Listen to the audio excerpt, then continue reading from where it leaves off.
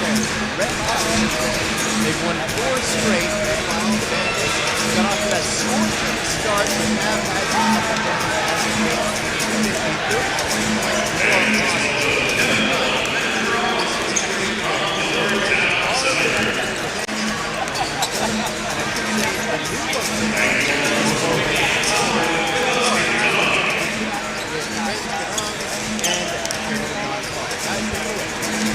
Good evening, Canada. Magandang umaga, Pilipinas. And hello, world, to everyone watching here at the Langley Event Center on Envision's Financial Court for tonight, Filipino Heritage Night between the Vancouver Bandits against the Winnipeg CEBL. As Kevin mentioned, it's a revenge time for Vancouver Bandits against this Winnipeg CEBL. Well, revenge, yes. You know, it's about righting the ship. It's about making sure that the program is moving in the right direction.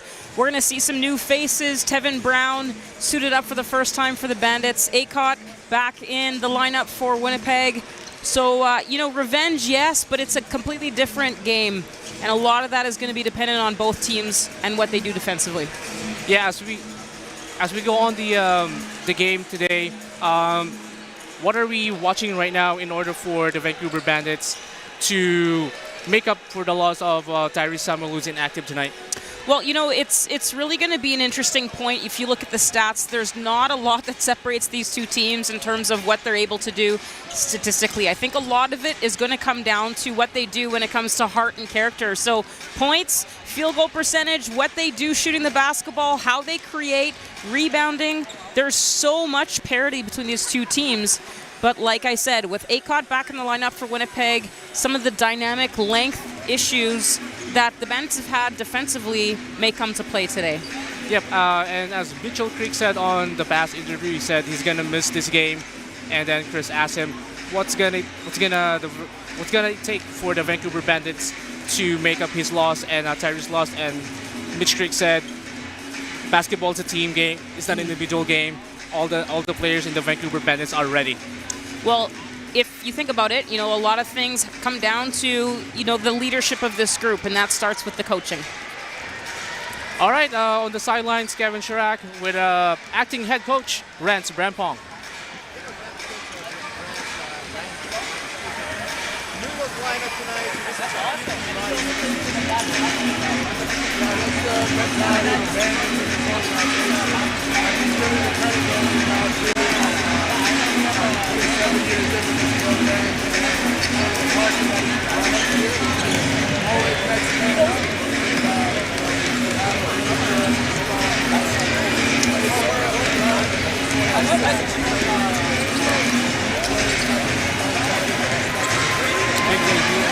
Tevin Brown starting for you guys. What do you think? You know, he's going to be a professional. He works hard. He's not going to go away.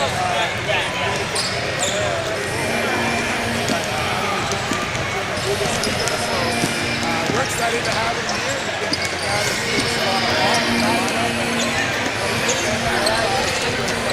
Francis Seaber's team is on fire as of late. How do you keep him in check? Down the line. You know, this team is every game is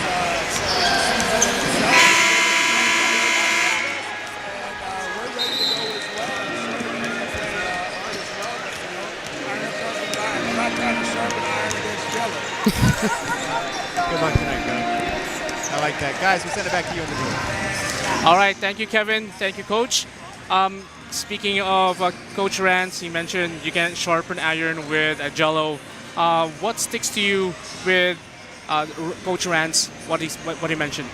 Well, one of the benefits that the Bandits have had for the last several years is that they've had just continuity. These coaches have been together as a coaching staff for the last few years, so they're ready to go.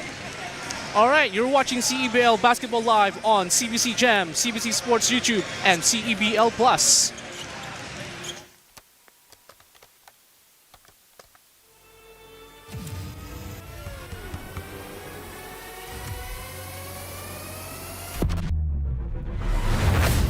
Hello, Canada. Welcome to a new CEBL season. It's been amazing, Canada basketball, to put that platform and give guys an out. the crowds were bigger.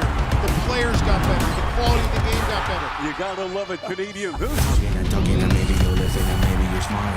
Fasten your some high energy and some high flying stuff. This is a trail. This is the real. Ain't all that I gotta say. I'm in my zone. No shortage of emotion, no shortage of intensity as anticipated. Swatted away. What a block from behind.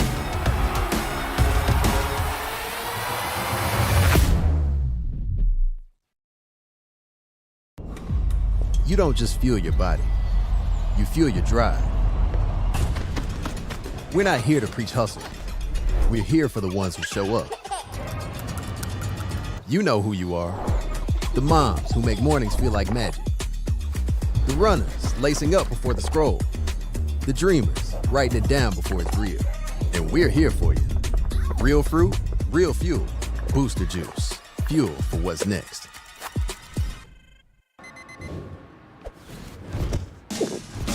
What keeps me going? Under the heat of the sun or in the heat of the moment. When climbing for even one more second seems like too much. Whether you're reaching for your goal or busy setting new ones, everyone hits their limit, but that limit has a reset. Scientifically formulated to hydrate faster in the moments that matter. Electrolyte, instant hydration. Welcome back inside the Envision Financial Court at Langley Event Center. We are celebrating Filipino Heritage Night at the CEBL. We're just moments away from tip-off. Coach, you pick up a few keys to the game for both sides, presented by CDIC. For the visiting team, the Winnipeg Sea Bears. Best in the West. We have the two top teams both sitting at 8-4. We know that Winnipeg can play offense, they can play defense to win games, so it's going to be critical for them to do both. Shots that drop. Teddy Allen has been shooting a lot of threes. We know that this Bandits team can do the same, so it's really going to be about which team can show up on the three-point line, and steals are the game. Teddy Allen, again, we're going to hear that name a lot, leading the league. 9.8 steals per game for the team, but 33 steals. He's already set a Sea Bears record for the season with so many more games to go, so being able to stay within their game is going to be pretty important. Next, for the home team, the Bandits, coach, their keys to the game, presented by CDIC. Flip the script. They need to move on from this 33-point loss, but for that to happen, they have to go back to who they are, this team identity. These Bandits want to play tough. They want to play physicality. They want to go back to who they are. That's going to be something that they're going to have to do. They talked about body shots, and just making sure that everything happens that way. But the clock management, being patient, pushing in transition early, finding the open shooter, playing team basketball, but managing the clock. The one knock on their last win here at home was just how they managed that last little section of the target score ending. Yep. So with a team like Winnipeg, you cannot mess around with your possessions. Just moments before the tip-off here at the Envision Financial Court at Langley Event Center, let's take a look at the starting lineups. For the Winnipeg Sea Bears, we've got Emmanuel Acott, Teddy Allen, Trey McGovens, Isaiah Osborne, Jeremiah Tillman Jr., and for the Vancouver Bandits, we got Jarkel Joyner, Dominic Parolin, Miller Kopp, the newly addition Tevin Brown, and Lloyd Pandy. Cheryl, you have outlined a player to watch from each team, starting with Isaiah Osborne for the Winnipeg team. We talk a lot about certain players for certain teams. Obviously, Teddy Allen's name comes up a lot, but Isaiah Osborne has been someone who's been knocking down shots as of late. 5 for 12 from the three-point line, 22 points against Edmonton. 5 for 11, 23 points against Vancouver last time that they played them.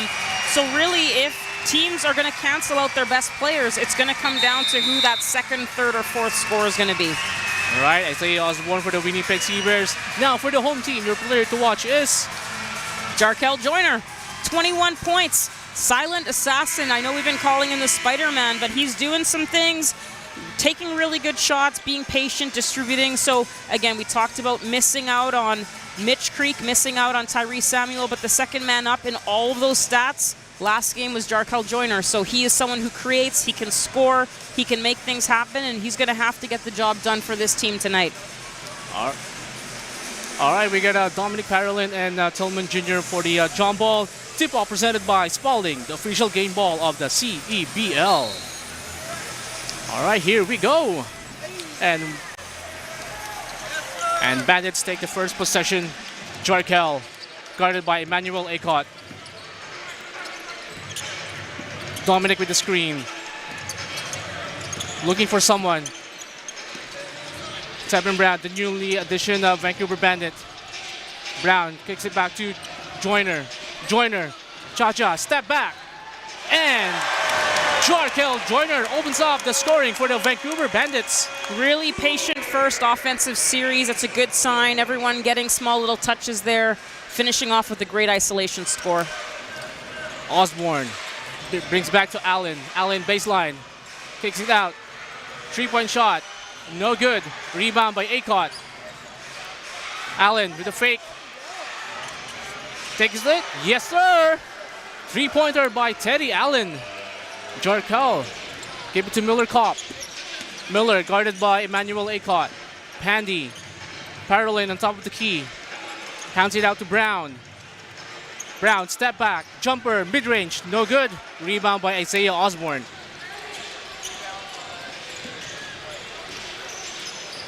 Winnipeg setting up the play. Tillman against Dominic Parolin. Good cut there. Easy two for the Winnipeg Sea Bears. Yeah, great two-man game there on that cut. The Bandits know that that's something that hurt them the last time. Tillman in the short corner being able to see the entire floor. So defensively, the Bandits are going to have to push back a little bit to prevent some of those easier cuts from happening. Brown, and that's his first basket as a Vancouver Bandit ties the ball game 5-5. McGowens going to Brown. Good fake. No foul. Oh, but there was a foul. Late call there.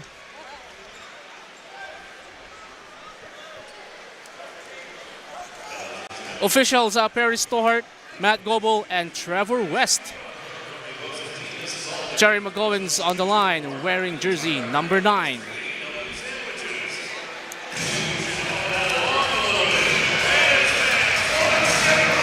Good start so far for both teams.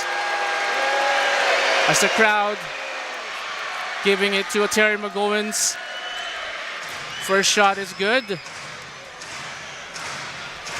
One more for McGowens. 2 for 2 for Terry McGowens. One of the advantages that the Bandits have had over the span of the last several games is the number of times they get to the free throw line. So it's going to be interesting to see what Winnipeg's point of attack is. Both teams have found some good scoring looks early. Obviously, with Winnipeg getting to the free throw line, they now have that 7-5 lead. But the possessions have been good possessions for both teams so far. Yeah, that's right. McGowens give it to Allen, guarded by the former Defensive Player of the Year, Lloyd Pandy, which creates the steal. Pandy to Joyner. Joyner pulls up, 3-pointer, bang! Jarkel Joyner gives the Bandit lead 8-7. McGowens directing the play, looking for Teddy Allen. Give it to Tillman Jr. Brings it back to McGowens. Lloyd Pandy is all over Teddy Allen. Jump shot for Teddy Allen, no good. Rebound. And here's Jarkel Joyner, who made the last basket for 3-pointer. The keys to the game as well would be limiting the second chance for the Winnipeg Sea Bears, something what happened in their last game.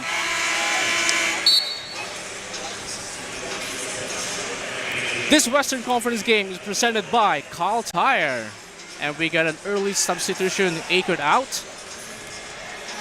Hildebrand back in. That was going to be one of the adjustments that they made with Hildebrand getting the start the last game with Acott out of that game. So again, big three, Miller Kopp. One of the best parts that the Bandits do when they are sharing the basketball is they really highlight the abilities of all their roster. The last time these two teams played, 50% of the offense came from one player. That was Jalen House, 42 points. But they lost by 33. And so you're looking at that saying, what happens when you have 4 or 5 players that can hit the double digits? That's when this team is scoring 111 points a game. Jarkel to Lloyd, looking for someone. Brown gives to Dominic, local Canadian boy. Dominic, good defense there by Teddy Allen.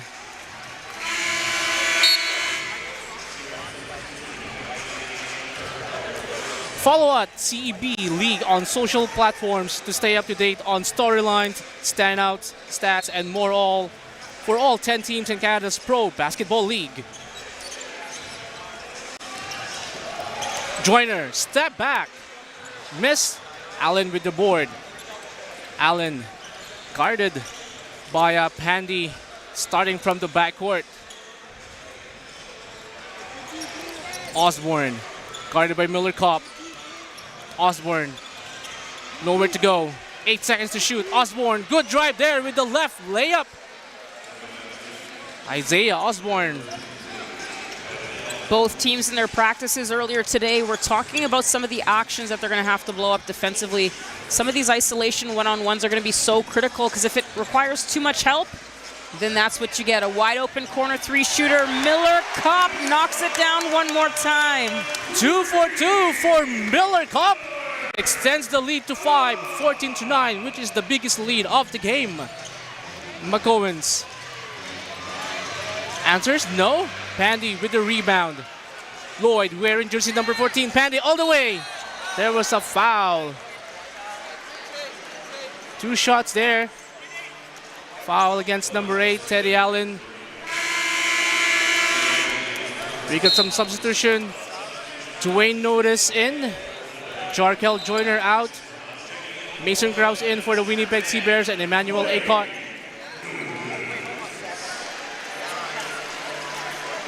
This is going to be one of those critical parts of the game. How long can Pearland stay on the floor? The fact that they're being able to rotate some of their longer, bigger guys, whether they play in the post or not, it's a challenge for Dom to have to be that dominant player inside. They go quite small. Good inbound play there by the Vancouver Bandits. Dwayne Notice to Lloyd Pandy. Lloyd Pandy doing both sides, not just defense, on offense as well. Some great reads, some good passes, really patient, sharing the basketball. Team effort, that's what it looks like so far, and they're having success with it. Lloyd Pandy is all over Teddy Allen. Teddy Allen, alley-oop pass to Acott. Yes, sir. Good recognition there by Teddy Allen to Emmanuel Acott. Cuts down the lead to 5. That was one of the pieces missing in their last game. Even though they've scored a lot, just that ability to end the shot clock with a high flyer like Acott. Miller, nice pass. Ooh, Parolin bubbles the pass. Coach Rans wanted that one for Dom. And we got a timeout here. All right, you're watching CEBL on CBC Plus, CBC Gem, CEBL Plus, and YouTube as well.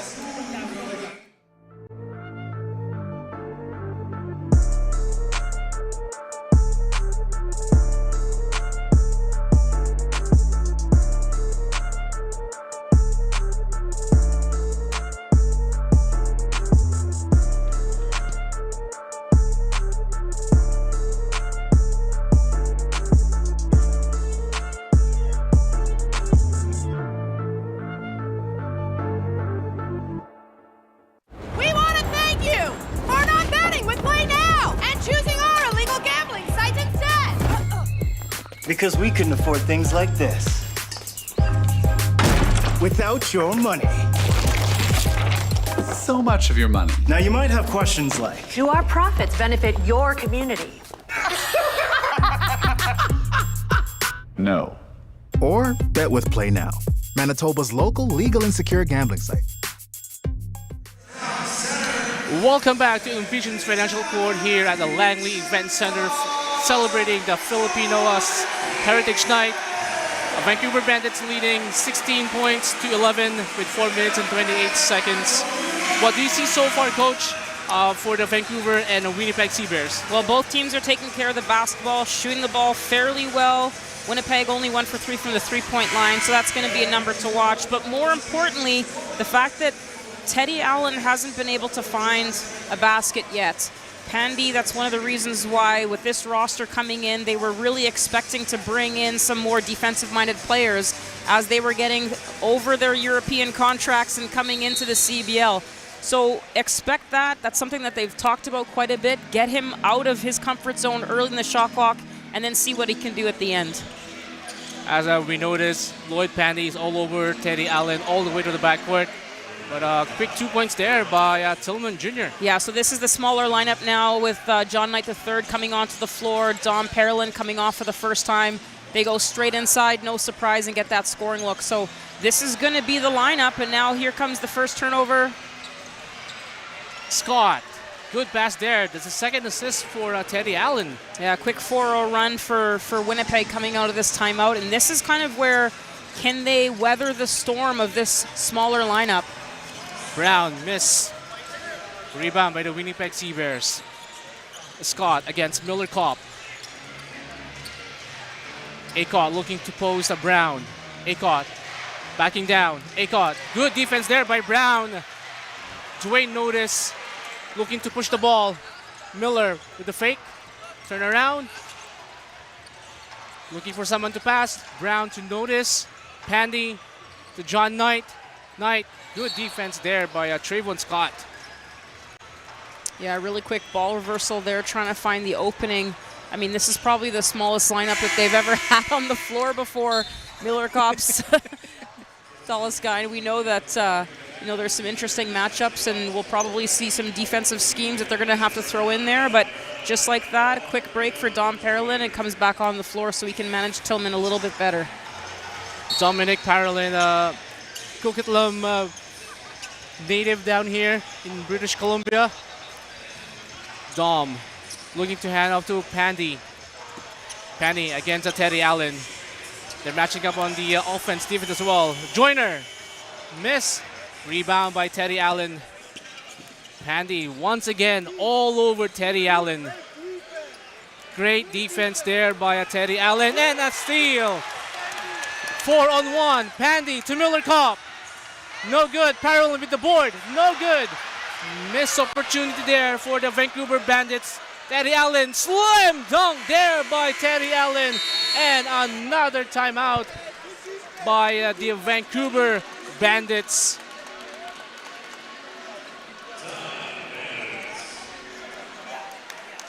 What happened there? 4-on-1. And the Bandits didn't convert on the 4-on-1 fast break opportunity.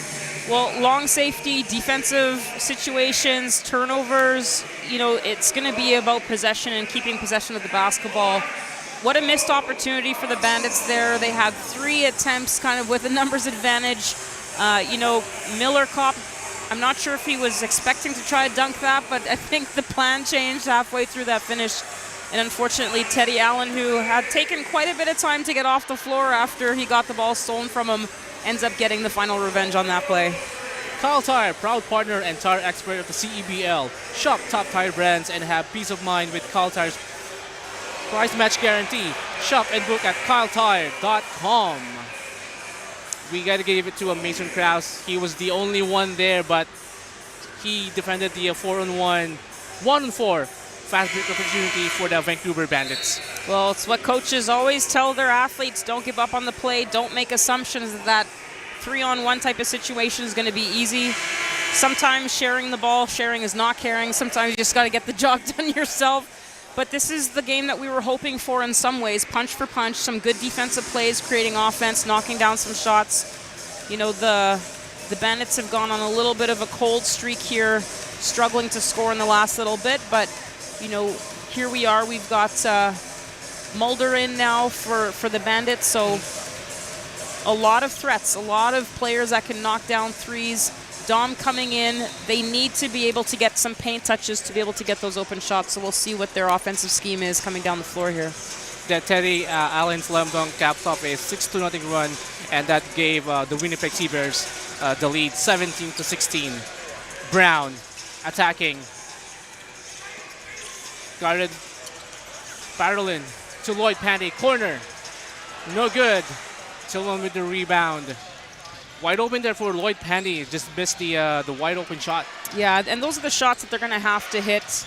You got your rim attack on that one. Tevin Brown patiently waiting for the best scoring look. Gets it inside, paint touch. Dom, nice.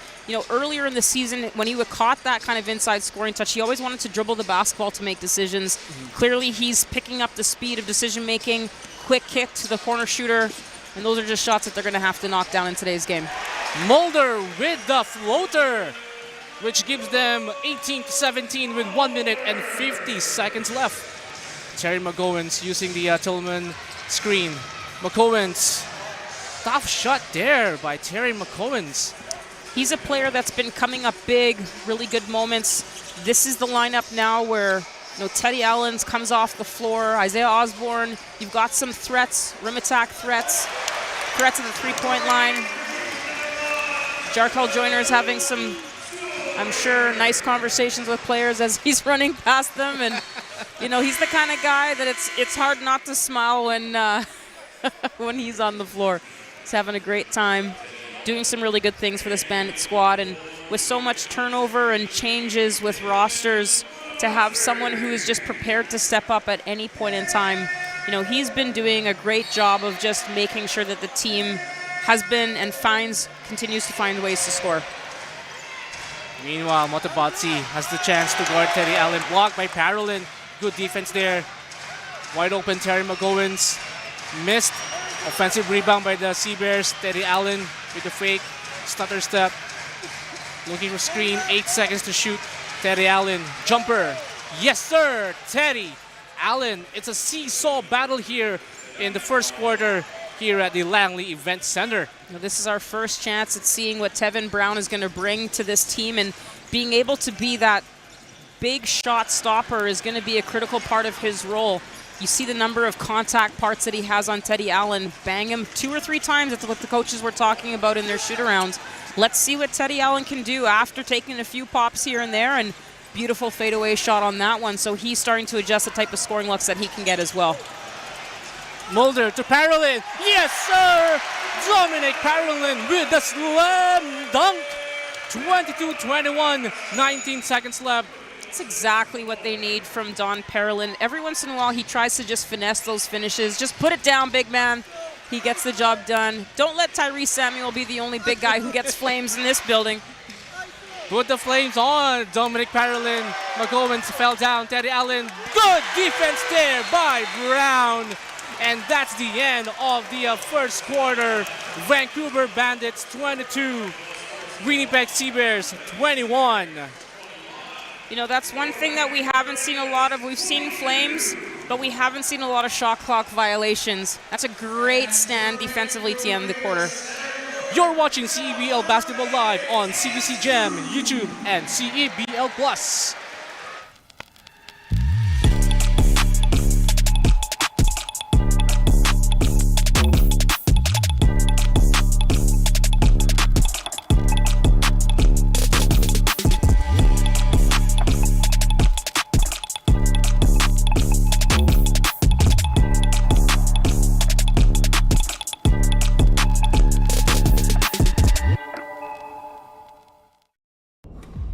You don't just fuel your body, you fuel your drive. We're not here to preach hustle. We're here for the ones who show up. You know who you are. The moms who make mornings feel like magic. The runners lacing up before the scroll. The dreamers writing it down before it's real. And we're here for you. Real fruit, real fuel. Booster Juice. Fuel for what's next. Let's bring it on. It's game time. It's showtime. Oh, and it goes. Nick Hornsby. Here's Oakland for the win. You gotta love a Canadian boost. Two hands. Oh, what a block from behind.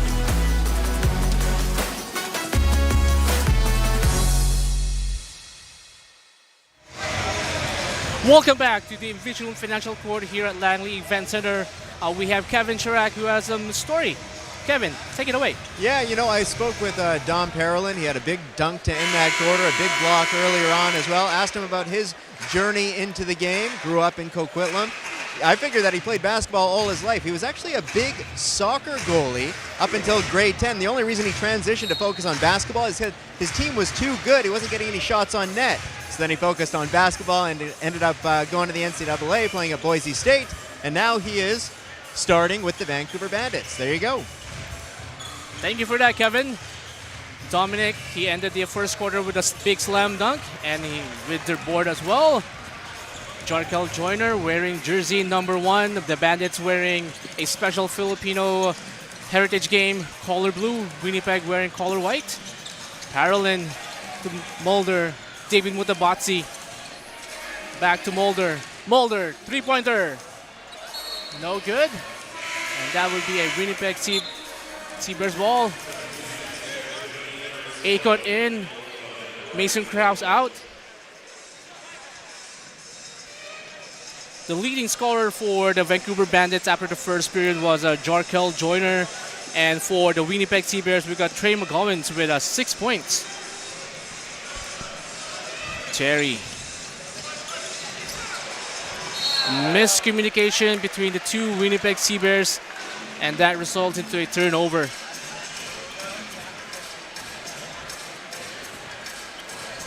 Joyner calling out the play against Terry McGovens.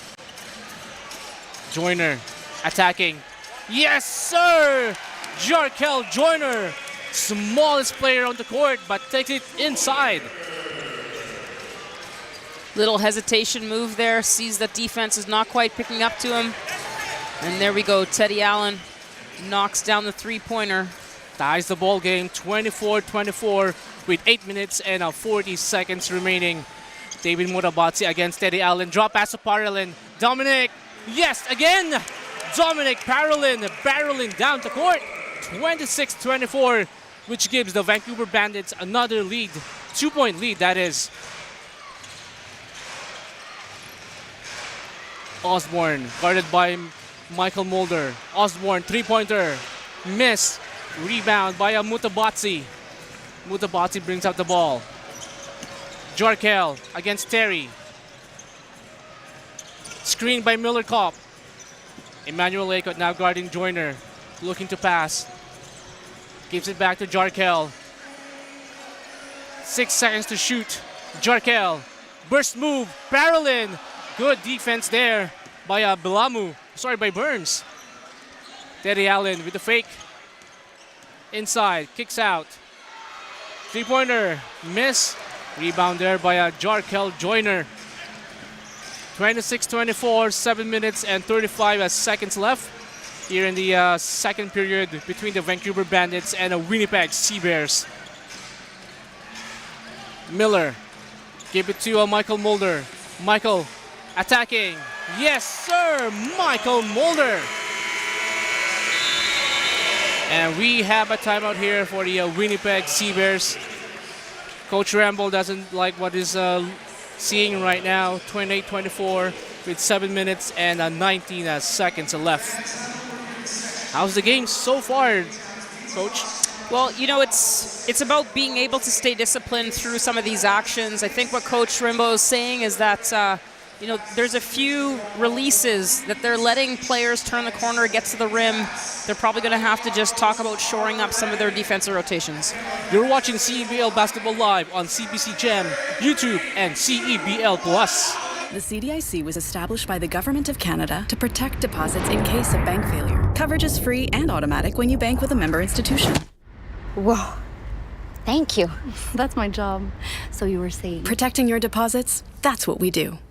The CEBL, Canada's Pro Basketball League, and redtag.ca brings Canadian basketball fans a chance to save up to $300 off on vacation bookings all season long with promo code CEBLFans.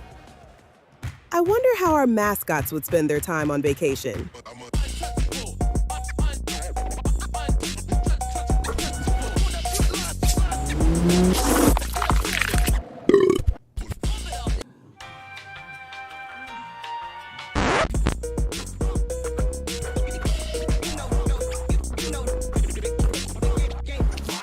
Book today with Red Tag and save $300.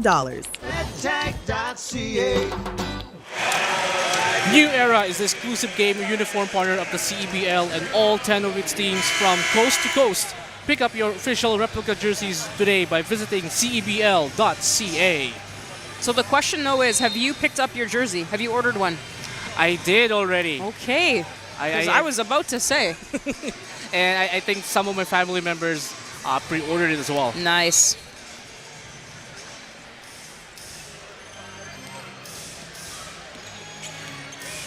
McCowens gives to the Allen.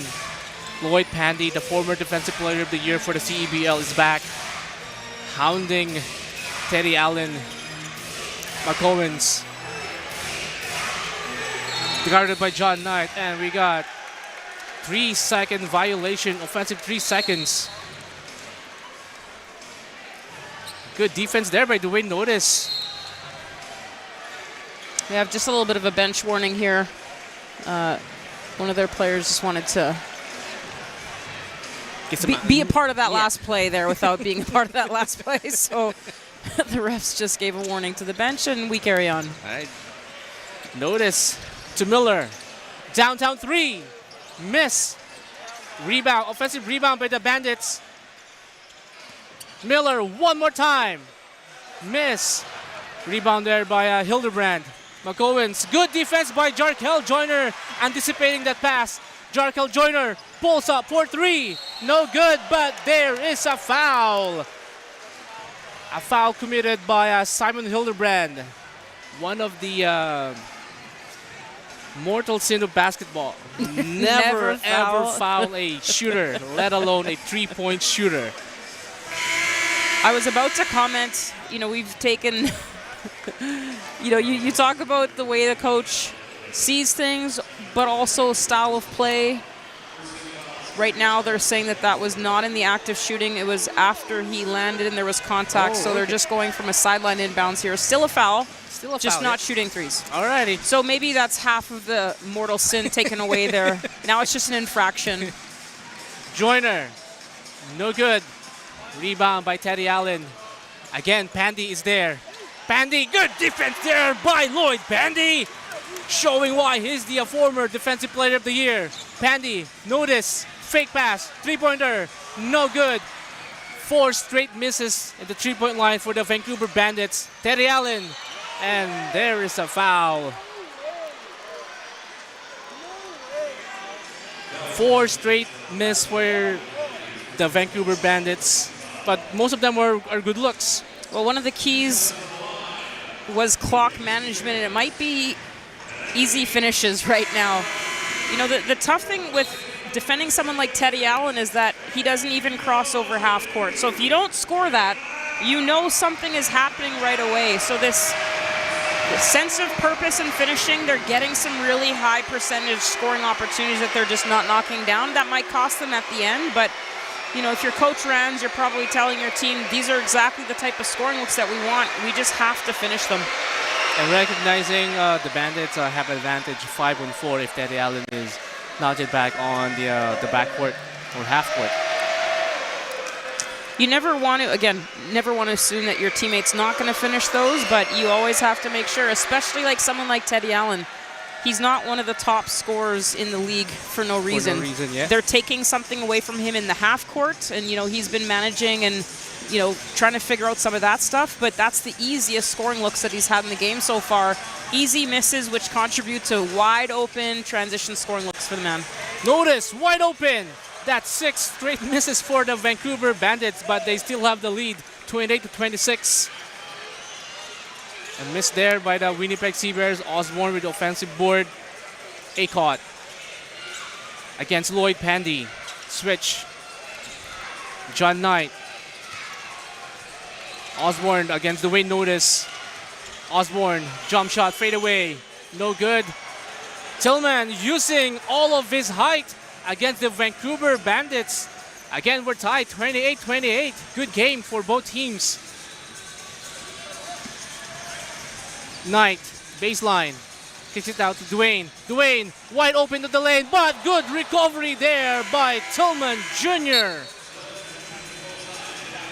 Dwayne thought he got an open lane, but good recovery there by Tillman. Chatting with Coach Rainbow before their shoot-around. One of the comments that he made, he just really likes this group of guys that buy into how they play defense. A lot of players would have just watched that player go and do a layup. The fact that he hustled back, came back, made a great defensive play, and one more possession now for the Bandits coming down and not getting anything for it. Yep. Winnipeg with a chance to take the lead here. Tillman against Miller Kopp. Tillman backing down, kicks out to Mason Krause. Mason, baseline, good block there, but there's a foul. Good effort there by Lloyd Pandy. Scott on the line for 2. A chance for him to give his team the lead, 28-28 so far. It's Pandy picking up his second, does such a great job of tracking the ball.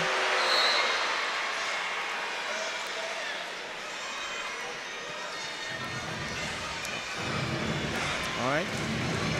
Basket is good. So there was a lane violation, but the basket goes in. In that situation, counts regardless.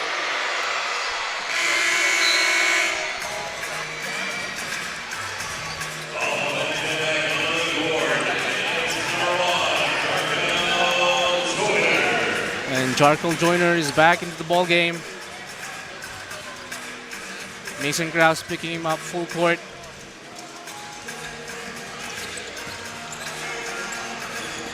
Dominic to Miller. One more time. No good. Joyner with the offensive board. Joyner to Miller Kopp. Miller Kopp baseline against Tillman Jr. Miller Kopp with the baby hook there, not just on the 3-point line for Miller Kopp, showing all of his offensive repertoire. The lands on 2, gives himself a few seconds to make a decision about what he wants to do. And then here come the Bandits in transition. Parolin. There it is! Dominic Parolin, slam dunk, gives the Bandits a 2-point lead, 32-30. The impact that he's been making on this game, not getting back on defense and finding a way to attack that. Now we have Winnipeg that's gone a little bit cold. Things are swinging the other way for the Bandits. Basketball is a game of runs. You have to weather the storm when shots are not falling. If your shots are not falling, make sure play your best defense. So now this is a little bit of a smaller lineup for Winnipeg with Tillman coming off. But again, a lot of potent offense. For the Bandits, it's about managing each matchup, sticking with the game plan. For Winnipeg, it's patiently getting some scoring looks and knowing that if Pandy is doing such a great job on Allen, someone else has to be ready to score. One of the things you'll notice about the CBears team, the quality of the Winnipeg guys, the local kids, the Canadian kids, being able to showcase such great basketball for their local CBears team.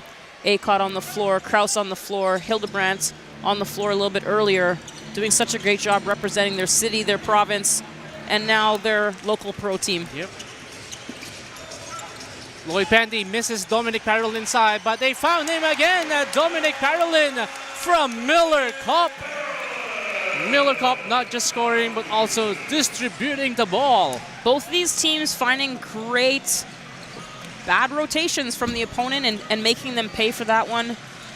Looked like Osborne not rotating back. Just like that. Yeah. 2 Bandits players went to Teddy Allen, which gives Scott a wide open 3. And that's the shot that they need to knock down. You know, despite the fact that Teddy Allen takes a big bulk of the threes, they have quite a few other players that maybe don't take as many threes, but shooting the ball at a fairly high percentage. That's what you have to do when you get your opportunities. Take the best shot. And there's a foul while Miller Kopp fell down. And Miller's asking to wipe the floor a bit. I think it's a little bit slippery. Good game so far. Vancouver Bandits 34, Winnipeg 33. A very stark contrast from their last game so far. Joyner to inbound the ball.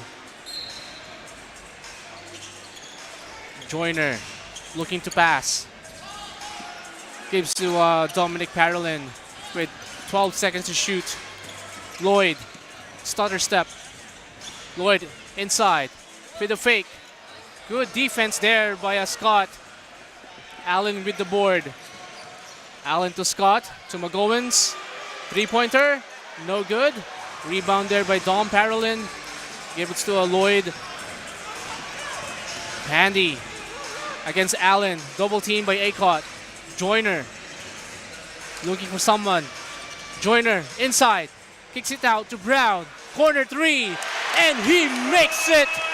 Brown gives the Bandit a 4-point lead, 37-33. Allen, non-stop, moving. Good defense there by Dom Parolin. Hands up. Good defense by Dom Parolin against Teddy Allen there. If you notice the progression of his defensive game, even 3 games ago, that would have been a foul. Bringing his hands down, not being able to match the speed of the defender. Dom Parolin is figuring things out, and that's what I love about this league, is that you see younger players having to grow up so quickly. They're playing at the pro level with decision makers that have to figure things out a lot faster, and so does a great job. Stays with his length on that one in his defensive cylinder. Draws the contact, but of course, legal. Yep. And now starting to trade some empty possessions. So we're seeing the Bandits find a way to score. Now Winnipeg has had a few empty possessions, and Dom Parolin is making his impact known in this game. Brown with the layup. Yes, sir. Broken play there, but Brown with the save. And that makes Coach Rambo timeout for the Winnipeg Sea Bears, 39-33 with 1 minute and 16 seconds left. Just trying to stop the bleeding a little bit. You know, you look at that timeout and it's just, hey, they've gone on a little bit of a run. You know, some coaches have different philosophies. Do you wait? Is it a 4-0 run? Is it 6-0 run? Just the way that this game is going punch for punch, you know, a 6-0 run could be really critical. All right, we have Kevin Chirac with the designer of the Filipino Heritage Night jersey. Take it away, Kevin. Yeah, joined by Edmund Santelises, designed these beautiful jerseys for Filipino Heritage Night. So Edmund, tell us a little bit about the inspiration behind these jerseys. To be honest, there's a lot of history in here. So quickly brief discussion about this. Every section has a different meaning. Every section represent different parts of Philippines, as well as what their cultural, what they're all about. But ultimately, as Filipinos, we just a whole big community that welcomes everyone. That's part of the family, basically. Very cool. And you're Filipino, so what does it mean to be designing this jersey? Sorry? You're Filipino, so what does it mean to be designing this jersey to you? Honestly, it's amazing because like every year they celebrate it, and I feel like I'm honored. Like I'm just like an artist, you know. Like I didn't know it could be. I could watch it from here, and people was wearing it. I'm just like blown away, to be honest. Well, they look great on the players. Hey, enjoy the rest of the game, guys. We'll send it back to you. Thank you so much, Kevin. They look great. Really good. Well, what do you think about the Filipino jerseys? Like so many details when I saw the Instagram post. So much details. Like it makes us very proud as a Filipino community here in Vancouver, BC. Well, we've seen this with so many of the different types of themes that the Bandits have throughout the season. What a diverse basketball community we have here, and you know, we see a lot of our officials here today. They have their Western Canadian camp. Just the ability to celebrate, and you know, we're seeing basketball players, officials, just general fans, and obviously so many people from the Filipino community. Good pass there by Jarkel Joyner to Mike Mulder, or that was a broken play again for the Vancouver Bandits. Moving without the basketball has so much value, and of course when you're willing to give up the basketball, good things happen. So we're seeing some great ball movement from the Bandits. Jarkel Joyner just makes things happen. Again. Jarkel Joyner. Non-stop movement there. The man they call Spider-Man. Teddy Allen, 18 seconds left. 14 seconds left on the shot clock. Teddy Allen with 12 points into the game. He got the switch against Dom Parolin. Dom staying with Teddy Allen. Good defense there, make it fast. And that is a shot clock violation. Good team defense there for the Vancouver Bandits. Well, if you talk about identity pieces, finishing essentially both quarters with shot clock violation, when technically that's when your players... Oh! What a shot there by Jarkel Joyner. Extends the lead to 11, 46-35. And the fans here at Langley Event Center is up on their feet for the Filipino Heritage Night. Wow. We've seen a couple of buzzer beaters the entire season. This one doesn't Doesn't get old. And it does not doesn't disappoint. get old. Does not disappoint. Coming up at the sit-down interview with CBears guard Mason Krause. Kevin will interview the CBears head coach Mike Rumble. Hey guys, I got Jarkel here.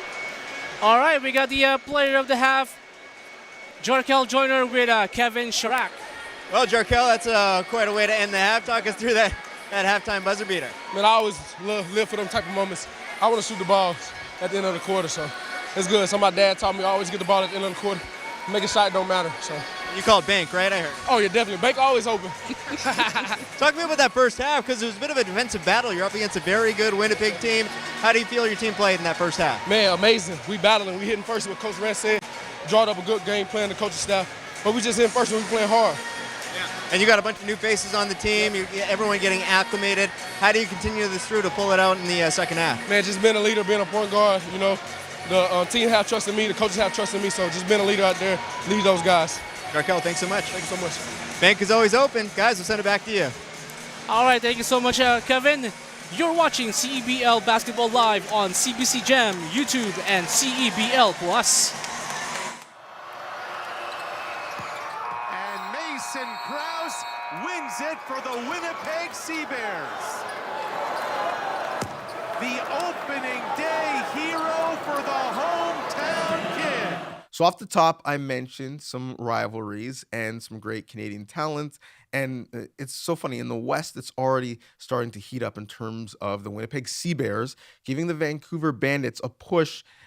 A big reason is because of one of their Canadians, Mason Krause, who is, I love the fact, a U Sports alum, just like myself. He's also a hometown kid. Manitoba Bison, played 5 years there. Now he's playing in the CEBL. I swear he's going to be a household name. And so we're going to help him become a household name as he joins us today. And Mason, welcome and congratulations. And first, foremost, Manitoba, for me, historically is known for hockey players and football players. Now producing hoopers, evidently. How, coming out of the province, did you decide to pick up a basketball? It's just, especially because my dad was big into basketball. He played university basketball. And when I was a kid, he just always was just like having us outside playing all the sports, and just basketball just came naturally for me. And it just came on the sports that I loved. And with my two brothers always just competing, and now with basketball in Winnipeg becoming a big thing with the Winnipeg CEBears, and now with the landscape of like basketball Manitoba expanding, it's just become more of a thing. And now we're trying to catch up to Toronto, but it's going to take time, but it's awesome now here in Winnipeg. We talked about the Canada jersey, but I'd be remiss if I didn't mention the jersey that I see over your shoulder in the background, the framed Kobe Bean Bryant jersey. It all makes sense now because you play with a little bit of a Mamba mentality, but why Kobe on the wall? It's just the mentality thing. Like there's still in here, like this is like kind of our weight room at my house. So just knowing that, like, hey, like every single day you just got to keep pushing and not like take things for granted. Because especially like even in the CEBL, your minutes aren't granted to you. You don't deserve or have a right to those minutes. So just being able to push through and just compete and just work for it. That's why that jersey's up there. Well, it makes sense. The 24-year-old who is so young, you probably didn't even really get to see most of Kobe's career like in the flesh, but you're repping him, so that just shows the legacy. And you are quickly creating your own legacy. You know, one day there's going to be kids in Winnipeg and Manitoba potentially with a Krause jersey on their wall, a little CEBears jersey on their wall. But I before I let you go, I'm wondering what this has been like for you. I talked about you becoming a household name. Like I'm actively buying Mason Krause stock because I love where your game is going and how you're a breath of fresh air in the league. But the reaction that so many people have had online and I'm sure in person to the start of your career, what's that been like? Oh, it's been awesome. I got a lot of support from my teammates and from the city. You know, that's one thing in Winnipeg that you're gonna, even if it's going bad, they'll let you know. But if it's going well, like they'll be there to support you and just put you up and be like, hey, like even though you're young, we believe in you. And the same with my teammates. Like after even when I made the shot or anything this season, good or bad, they're still there to support me. And that just says the state of like what Winnipeg is. We're just a city ready to compete, and then we're just gonna be there for each other.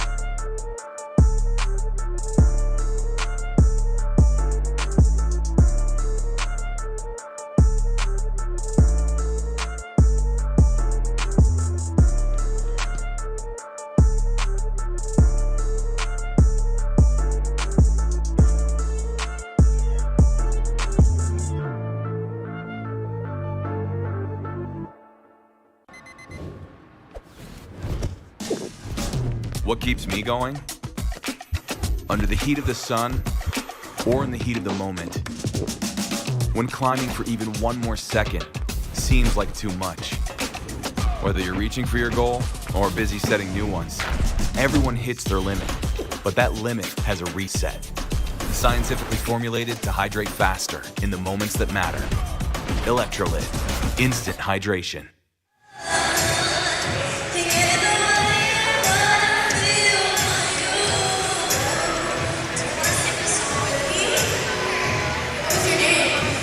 So Tillman got one blocked shot so far. Okay.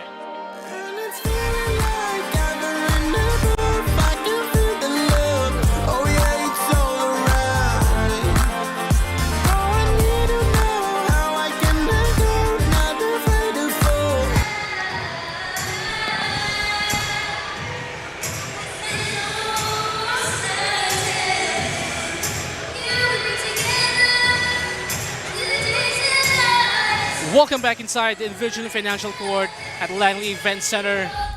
You don't just fuel your body. The first half of action. Well, if you look at the stats, shooting is a big part of having success. And we know that Winnipeg, 3 for 12 from the three-point line. So that's going to be obviously something that they have to focus on, being able to knock down some open shots. And Vancouver weathered their 7th consecutive misses from the three-point line. And what stood out to you for the Vancouver Bandits, aside from Jarkel Joyner leading the way with 14 points? Defense turning into offense. 12 points from defensive stops. You know, that's the contribution that both Tevin Brown and Lloyd Pandy have brought in, and it's infectious. When you have two guys that are doing what they need to do, Teddy Allen shutting him down, not letting him get anything easy, body shots, body shots, body shots. Something that the team talked about at Shoot this morning. They needed to make a statement, not just to the basketball community, but to themselves, that the last time that they played this team, that wasn't us. So this is them, obviously, holding their team to 35 points after giving up 100-plus points last time they played them. That's quite the statement.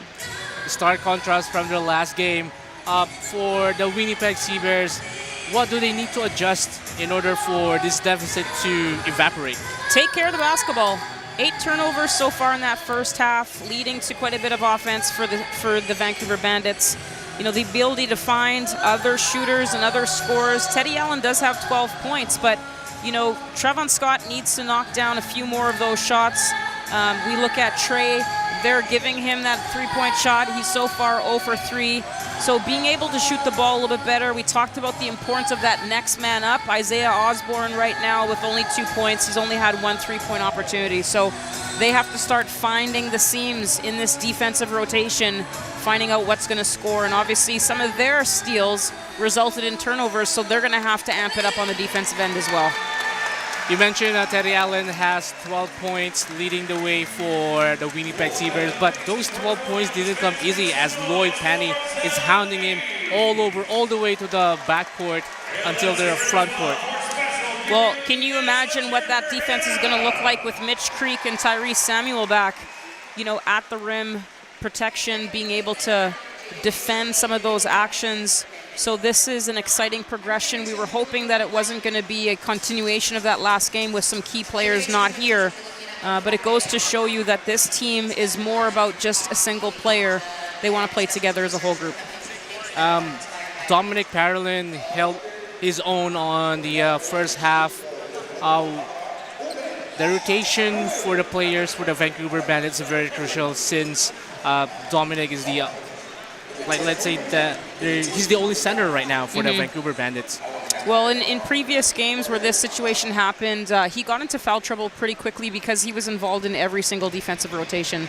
So now you see perimeter players being able to handle their matchups, being able to manage the action at the top of the three-point line.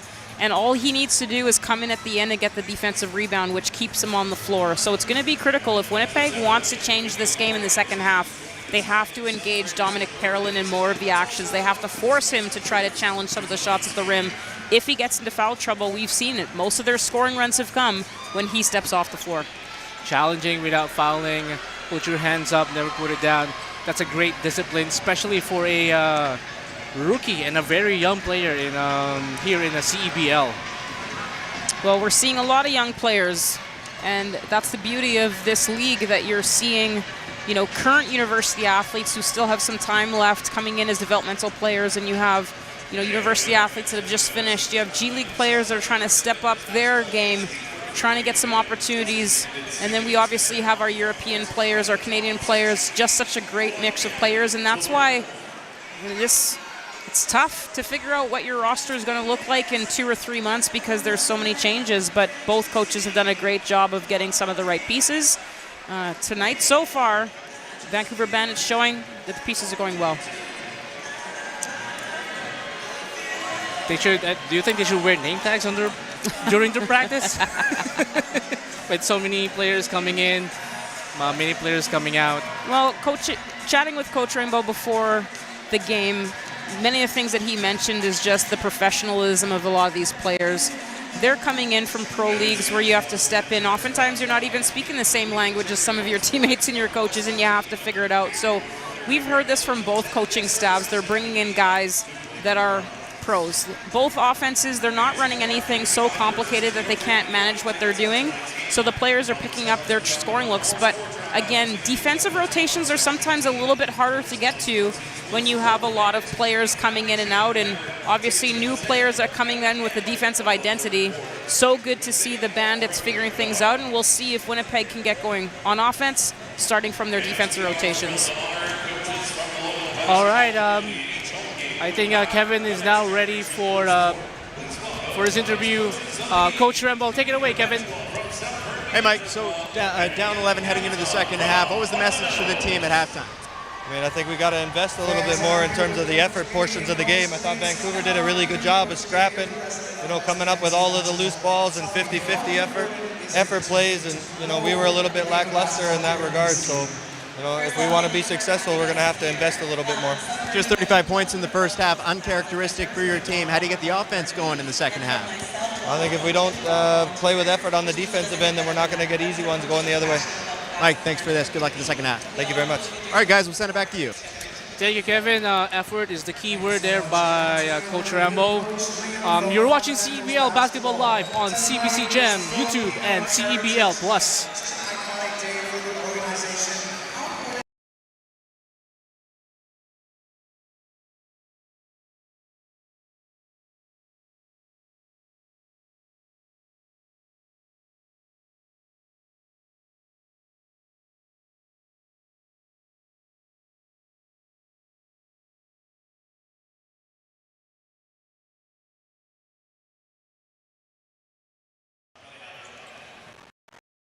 Let me know when you guys want the Filipino actress. She's available for an interview as well. Give it up one more time.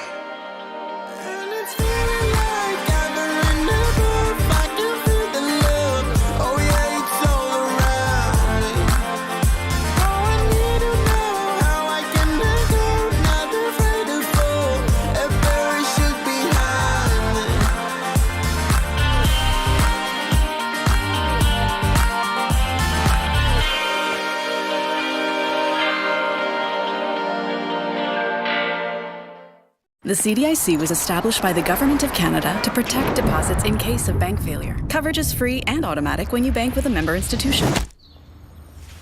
Whoa, thanks. That's my job. Protecting your deposits, that's what we do. What keeps me going? Under the heat of the sun or in the heat of the moment.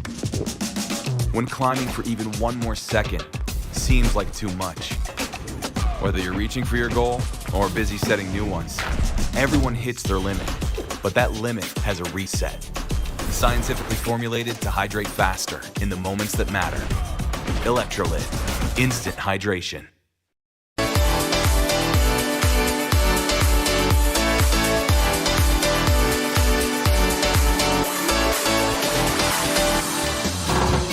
redtag.ca. The CDIC was established by the Government of Canada to protect deposits in case of bank failure. Coverage is free and automatic when you bank with a member institution. Whoa. Thank you. That's my job. So you were saying. Protecting your deposits, that's what we do. We want to thank you for not betting with Play Now and choosing our illegal game. Because we couldn't afford things like this without your money. So much of your money. Now you might have questions like, Do our profits benefit your community? No. Or bet with Play Now, Manitoba's local legal and secure gambling site. At Cal Tire, we're here to drive the best value around with free rotations, price match, 0% financing, and free flat repairs. We take care of it all for the life of your tires. Chat with our team at caltire.com. Welcome back here on the Envision's Financial Court here at Langley Event Center. Let's go revisit some of the keys to the game. What has been standing out for you right now, Coach? Well, as both teams step back onto the floor, you know, there's definitely some things that both teams probably talked about at halftime, but as Coach Rembo said in his interview, lackluster effort for him. He just wants to see a little bit more. So as we get here, some of the actions here, just trying to get someone a quick open shot. First good shot for Tevin Brown to start. The second half doesn't drop, but you know, this 11-point lead is deceptive. It doesn't take a lot for an 11-point lead to disappear very quickly, especially when you have someone like Teddy Allen on the floor. And a good pass there by Teddy Allen. And basket is good. Good alley-oop pass by Teddy Allen to Jeremiah Tillman. That's a third foul for Lloyd Pandy already.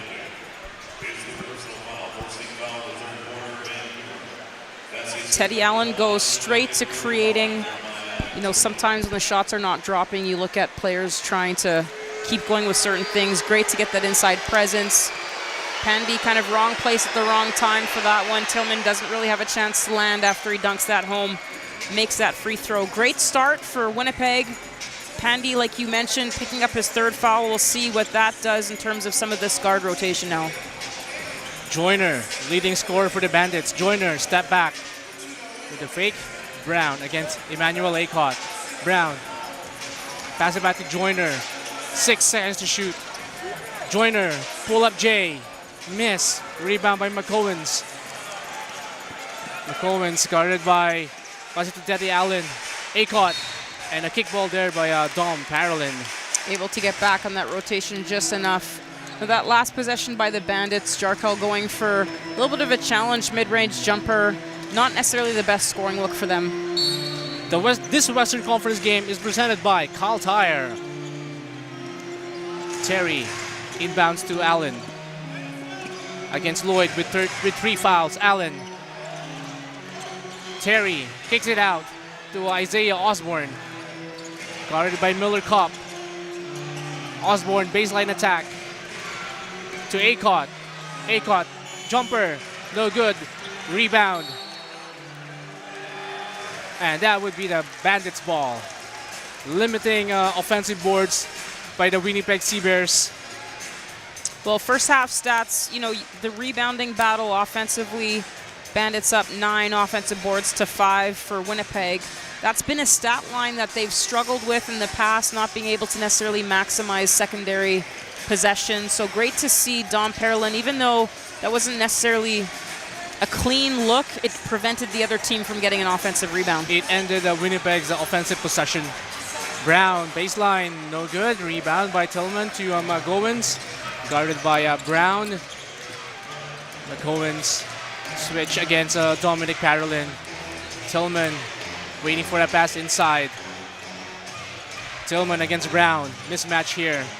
McGowens, Parolin out in the perimeter. McGowens, good defense there, but unfortunately there was a foul. That's the matchup that they wanted, being able to progressively attack that one-on-one. There probably was a split second where they could have switched back, but again, their defensive philosophies are when you switch, you stay, you handle that switch. We've seen Tyrese Samuel do that very well against a lot of guards. They don't tend to challenge him off the dribble as much. Dom, I think on that one, probably could have just stayed his ground, stayed on the ground. You know, when you have that height mismatch, sometimes you get you get into the moment a little bit too much, wanting to challenge every shot. Unfortunately, picks up a foul on that one. But, you know, the good news that's his first foul of the game. So the storyline as of right now is not his foul trouble, which it has been in the past when he's had to play extended minutes. So being able to maintain this lineup on the floor for an extended few periods.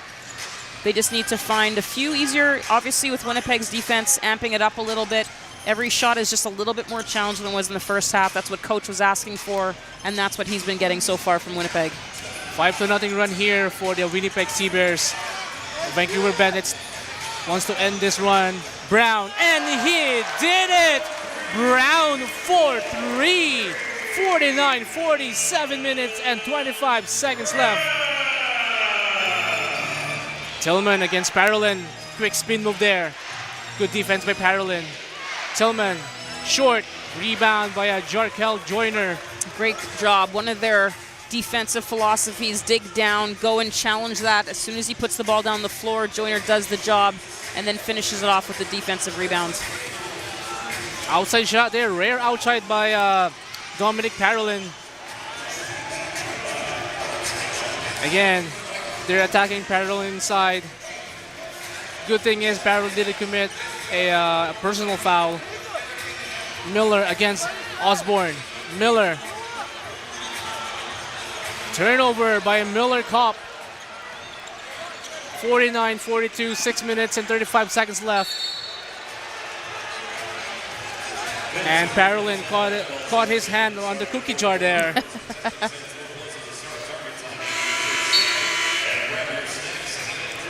Bandits fans, bring the energy every night, and you can be a part of it this season.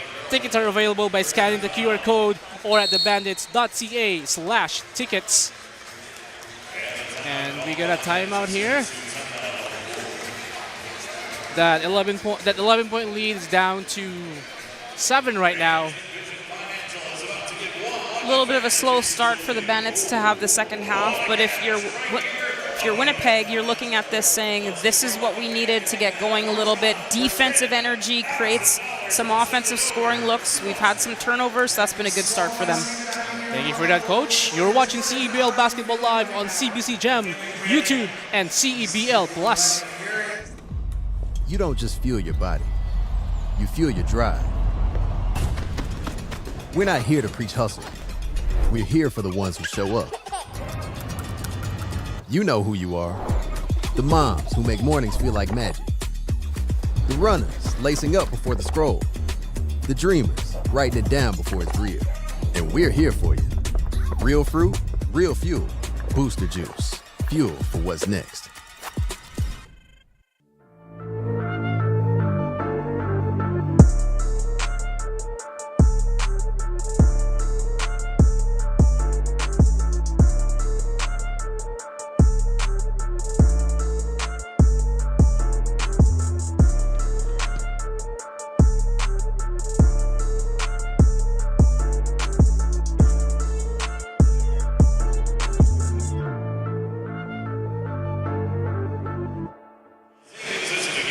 Welcome back here at the Envision Financial Court here at Langley Event Center for the Bandits' third Filipino Heritage Night as the Vancouver Bandits trying to keep the lead here 49-42 with 6 minutes and 33 seconds remaining. But Terry McGowan's on the line looking to cut down the lead for 2.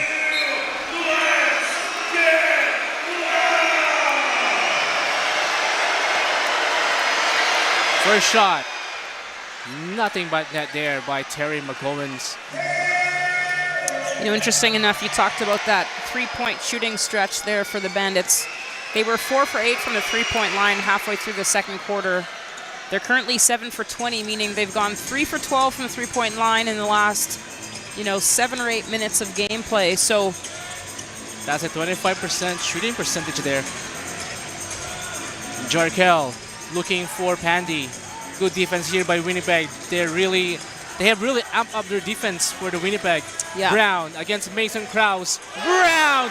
What can Brown do for you? Extends the lead to 8, 52-44. 6 minutes and 5 seconds remaining. He's been so clutch at the end of the shot clock for them.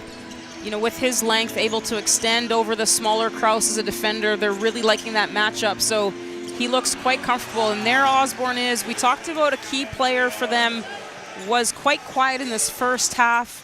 maybe not being able to find some of the outside shots that he typically relies on, is Teddy Allen, someone who is used to stealing the basketball.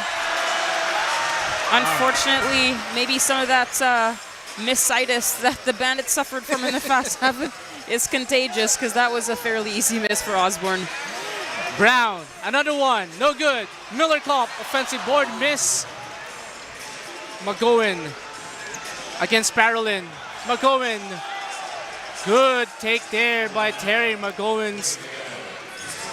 The Bandits bench looking for some sort of a traveling or dribbling violation, but to no avail. Cuts down the lead to 4. Jarkel looking for Pandy. Pandy against Teddy Allen. Pandy all the way!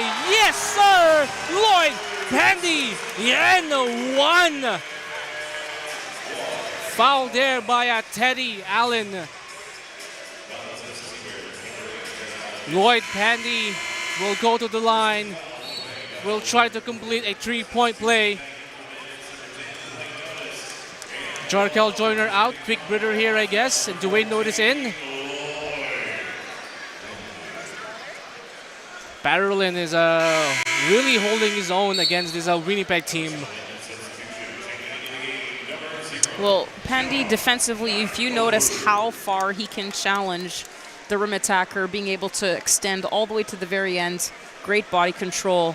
Teddy Allen tried to do the same thing, didn't have the same kind of success. Sends him to the line for the 3-point play, which he finishes. And again, looking at punch for punch, breathing room. It's going to be about clock management. Mentioned this in the keys to the game for the Vancouver Bandits, their ability to manage their leads. 3-point play. Teddy Allen is not done. He never stops moving. He's one of the leading scorers in CEBL for no reason.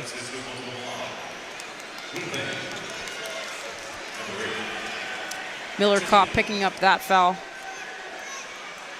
I mean, the good news for the Bandits didn't go against Pandy. Yep. The bad news is that the second that Pandy's not defending Teddy Allen, takes advantage. he looks to score right away.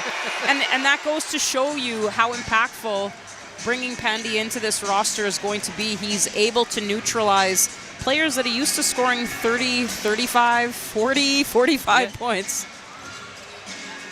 John Knight to Pandy. Dwayne Notice, baseline. Stolen there by McGowans. Acott. And he missed, but there is a foul against Miller Kopp. 55-51. 4 minutes and 30 seconds left. We also want to mention that here at CEBL, 5 fouls is where you disqualify. That's why that third personal foul is crucial for Pandy not committing his 4th. Lots of time left here in the 3rd period. Again, we welcome everyone here at the 3rd annual Filipino Heritage Night here at Langley Event Center on Envision's Financial Court.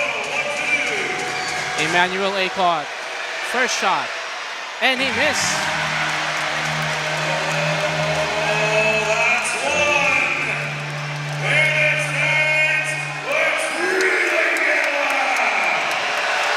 Second shot. 1 out of 2 there for Emmanuel Acott. 55-52. Notice against Scott. Notice looking for Brown. Brown said, let's go 1-on-1 against Osborne. Brown to Lloyd. Corner 3. Miss. Rebound by Scott. Allen with the board. Allen looking for Tillman. Good pass there. Good cut, but a miss. Dwayne Notice to Brown with a reverse, but there is a foul. Good transition opportunity here for the Vancouver Bandits.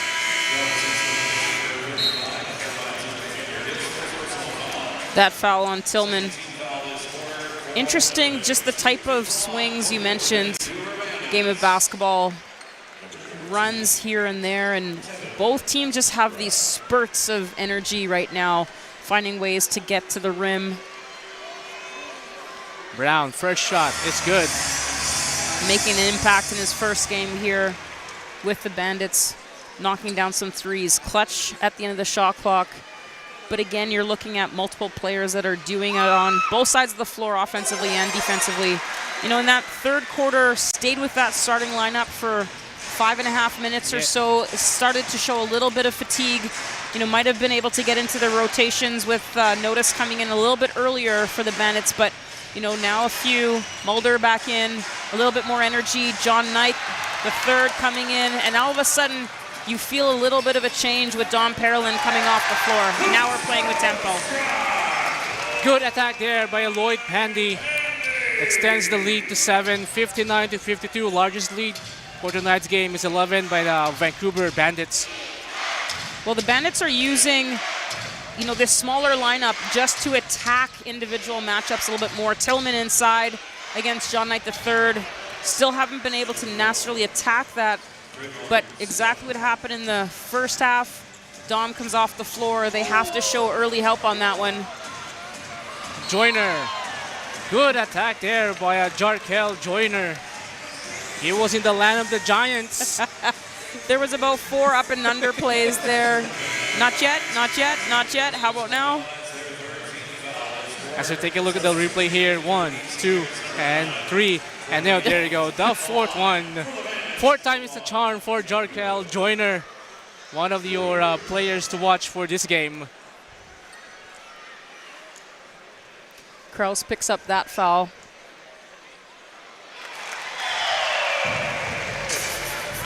Catch all the exciting basketball from the Canada Life Center in downtown Winnipeg as part of CBears Summer. Pick up your tickets by visiting cbears.ca/tickets or scan the QR code.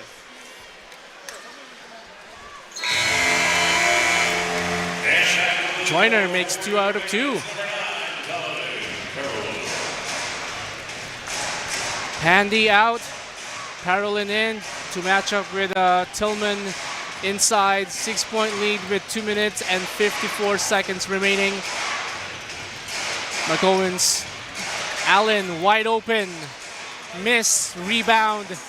Good rebound there by Dominic Parolin. Different kind of matchup there. John Knight III picking up Teddy Allen defensively. Teddy Allen getting free off of that screen, wide open shot. It's a shot that we see him knock down all the time. And one there by Jarkel Joyner against Teddy Allen.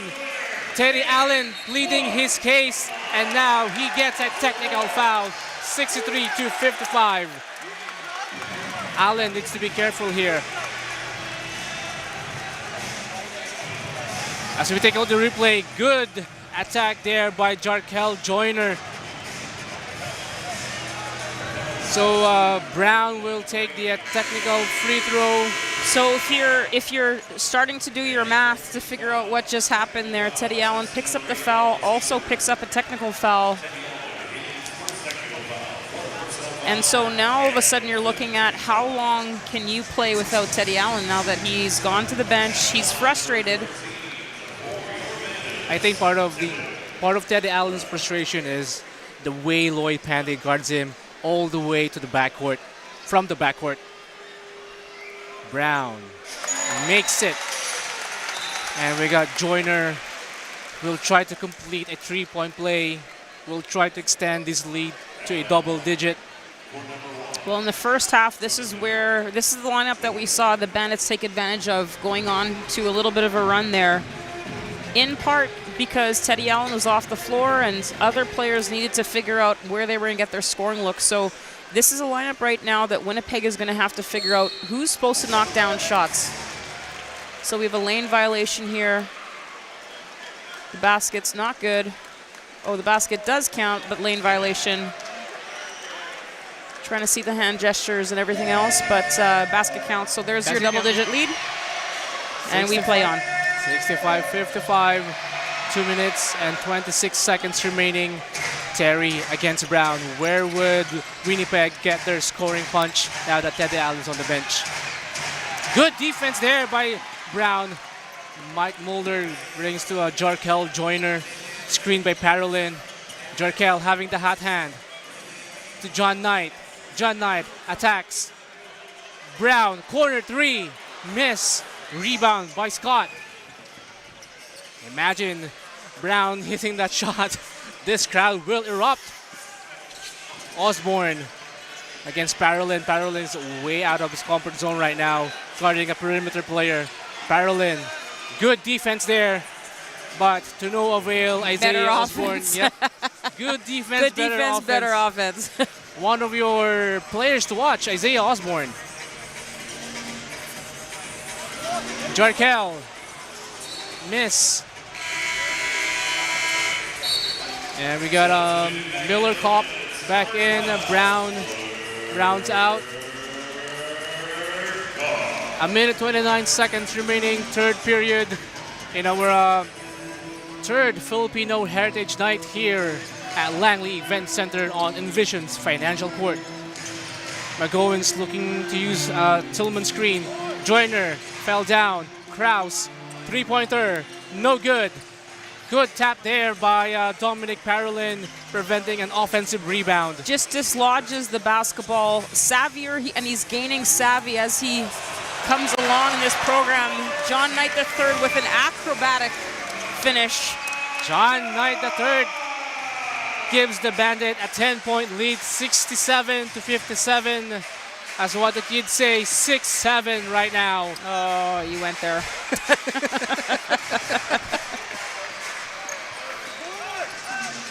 Jarkel, 40 seconds remaining. Miller Kopp gives it to Jarkel, wearing jersey number 1 for the Vancouver Bandits. With the fake, hand out to Joyner, 28 seconds remaining, 5 seconds to shoot. Jarkel, step back, cha-cha, three-pointer, no good. Rebound by Scott. This should be the last shot for the Winnipeg CEBLs. And we'll see if the Bandits can continue what they've been doing, which is getting solid stops at the end of quarters, not giving the opponent any momentum going into the next quarter. Scott, air ball. 2.1 seconds remaining, third period. Vancouver to inbound all the way at the backcourt. Mike Mulder to inbound the ball. Perry just having a little conversation. You know, anytime any of the opponents get a little bit close to their team's bench, they seem to have very quick conversations about a lot of things in a very short period of time. So handles that nicely, and we'll see. We've seen a half-court shot already. Why not a second one? Another one. Oh, maybe not that time. Not that time. And that's the end of the third period, 67-57 in favor of Vancouver Bandits. 10-point lead. You're watching CEBL Basketball Live on CBC Gem, YouTube, and CEBL Plus. You don't just fuel your body, you fuel your drive. We're not here to preach hustle. We're here for the ones who show up. You know who you are. The moms who make mornings feel like magic.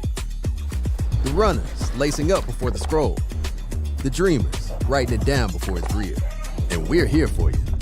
Real fruit, real fuel. Booster Juice. Fuel for what's next. Did you know that every CEBL game ends on a game-winning bucket? Yep, every single one. That's because we use something called target score ending, a thrilling twist that keeps fans locked in till the final shot. So what is the target score ending? Here's how it works. The first time the clock stops with 4 minutes or less left in the fourth quarter, the game clock is turned off. We enter target score time. We take the leading team's score, add 9 points, and that becomes the target score. Let's say it's 91-80. That means the first team to hit 100 wins. No ticking clock, no intentional fouls, just pure clutch basketball. It's fast, it's electric, and it guarantees that every game ends with a bang. Experience the target score ending this CEBL season.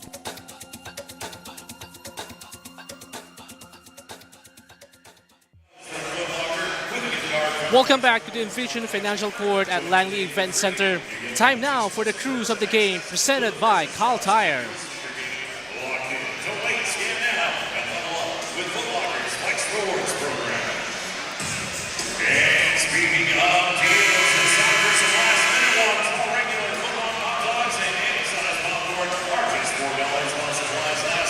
Winnipeg with possession of the basketball here to start this fourth quarter.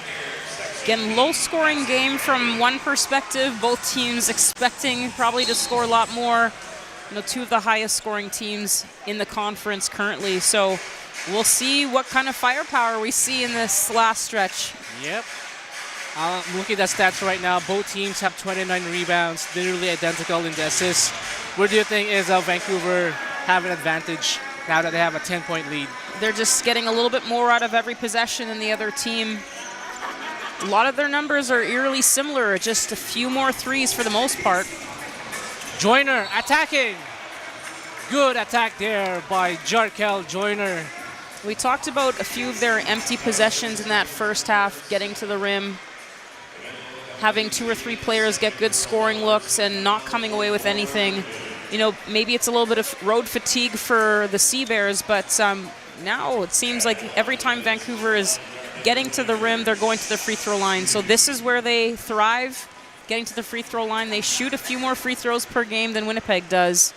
And we're starting to see Jarkel Joyner doing a great job of just managing the flow of this game, going with speed when he needs to, slowing down when he needs to.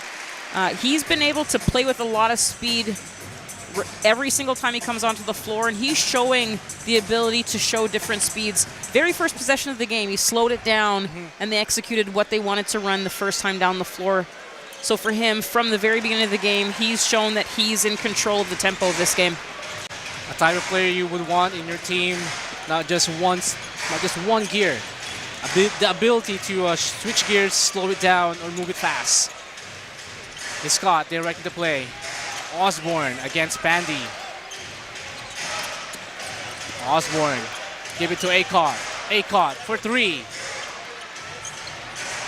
No good. Rebound there. And traveling against the Vancouver Bandits.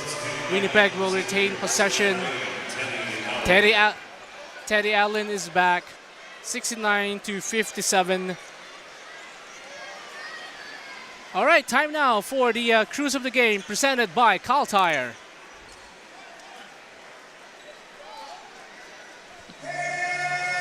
It's a slow cruise.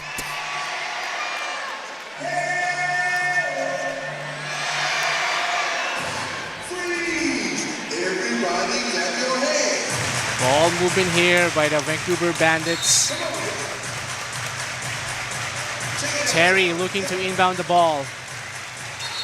And that's a good defensive possession for the Vancouver Bandits, forcing Winnipeg to have a 5-second violation.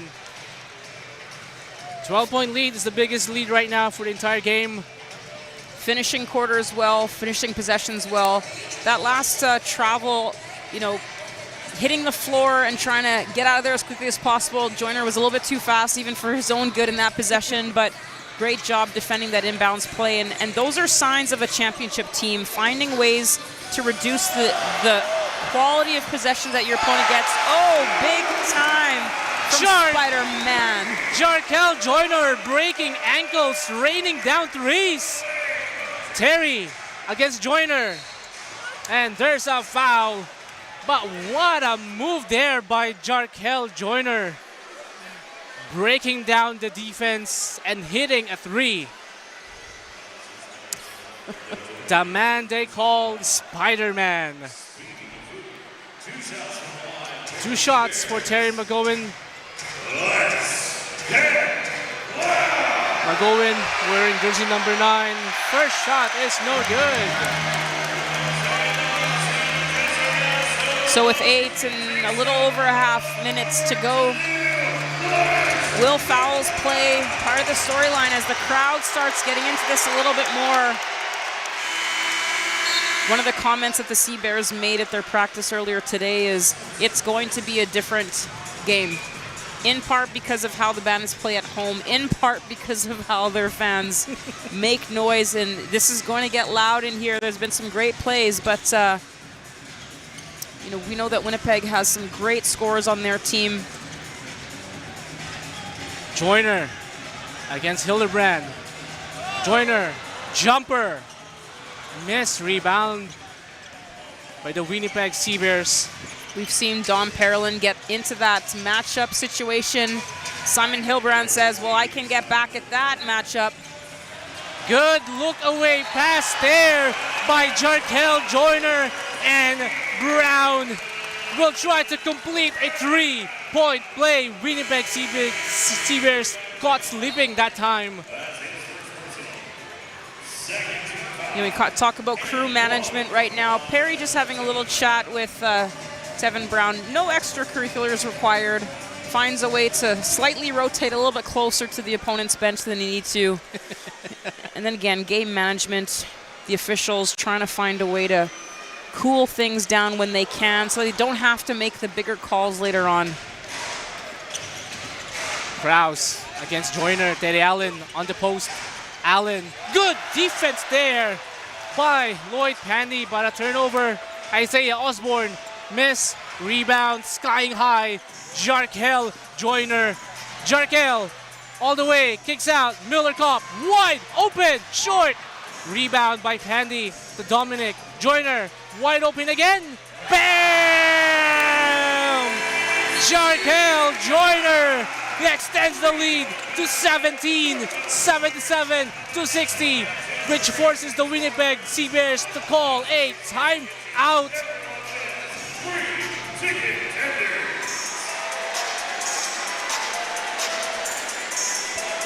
A couple of wide open looks there by the Vancouver Bandits.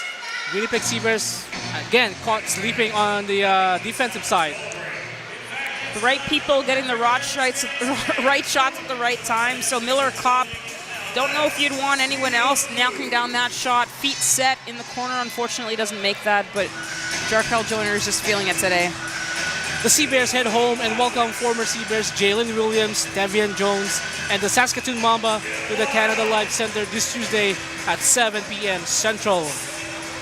Meanwhile, the Vancouver Bandits have a week off before facing off against Nick Hornsby and the Edmonton Singers right here at the Envision Financial Court at Langley Event Center. Tip-off Friday at 7 p.m. Pacific, 8 p.m. Mountain Time. Sometimes, Coach, a wide open shot is one of the hardest ones to make. Well, he had a little bit too much time. I think he slowed down his shot release, and sometimes you just got to catch and shoot like someone actually is flying out at you. So, unfortunately, he doesn't knock down that one. But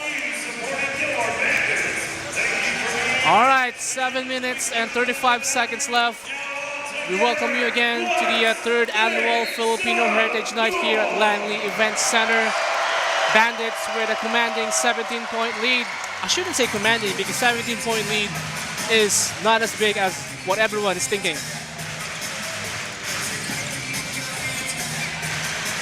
Osborne to Teddy. He needs to get going. Teddy to Tillman. Parolin with the defense. Krause. Jumper. Miss. Rebound by Teddy Allen. Offensive board. Scott. Basket is good for Scott. Foul there by Brown. This is where Vancouver is very vulnerable, giving out offensive board. Well, and it's only going to get harder with Aycock coming on the floor for Krause. So again, going to a little bit of a longer lineup right now. You have people that are capable of knocking down shots. Tillman inside, having to match up to him. Other than Pandy for the Bandits, you don't have anyone really in foul trouble or anyone that you need to be concerned about, but the way he plays defense, he knows exactly what he needs to do. Yeah. And for Winnipeg, eyes on Teddy Allen, both offensively and defensively. With 4 fouls, you know that they're going to try to get him involved in certain actions. Good look there by Miller Kopp to a Lloyd Pandy. 16-point lead for the Vancouver Bandits.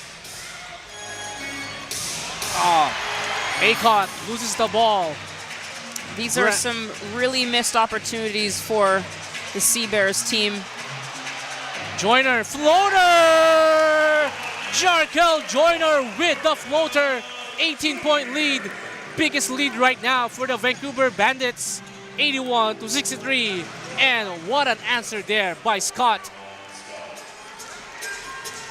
Looks like the effort is not there again for the Winnipeg CEBLs, which Coach Rambo was asking for his players. Jarkel attacking, no! Rebound by Allen. Allen met up again by Lloyd Pandy. Allen all the way, and there's a foul. 2 shots coming for Teddy Allen. You know, one of the things that we're seeing, especially with some younger players, this is going to be about composure now to finish this game. For Winnipeg, you're not out of this yet. You're not into target time yet. You've got some very capable, high-potent scorers. Showing a little bit of emotion here. Acott is having this ongoing conversation with an official who probably is not going to take it much longer. So again, just as your team is starting to make a run, now would not be the time to pick up a technical foul because you just can't let go of a previous play. So the fans now trying to get their A&W sandwiches.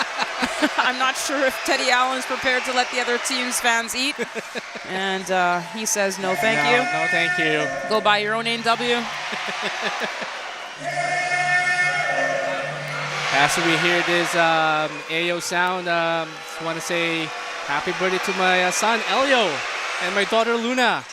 They're having a watch party right now at home. Notice with the ball against Isaiah Osborne. Acott closely guarding Brown. Switch to Dwayne Notice. John Knight, good pass. Miller against Teddy Allen.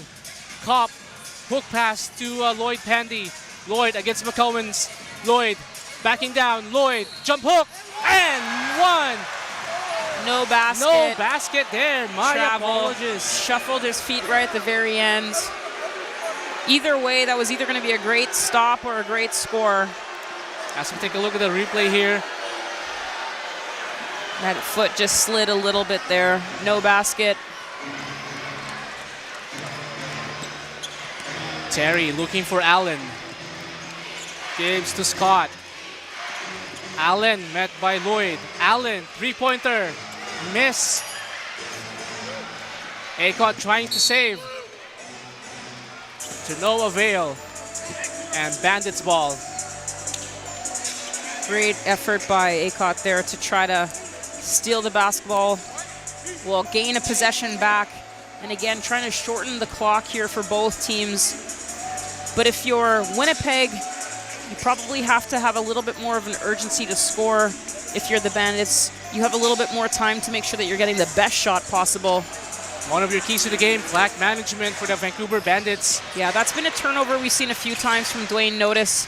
Getting a little bit too deep, a little bit indecisive with where he wants to send that pass. And Winnipeg now taking advantage of it. Top shot there by Scott against John Knight III. 11-point lead, 4 minutes and 40 seconds remaining. Notice tonight with the reverse. Good pass there by the captain, Dwayne Notice, to John Knight III. Scott licks out. Bandit Scott's leaping there. Yeah, Dwayne Notice comes in as the point. Jarkel Joyner taking a little bit of a break before we get to target score ending time. And Miller, no. Rebound by Terry McCowens. Brown was trying to foul there, but the ref didn't see it.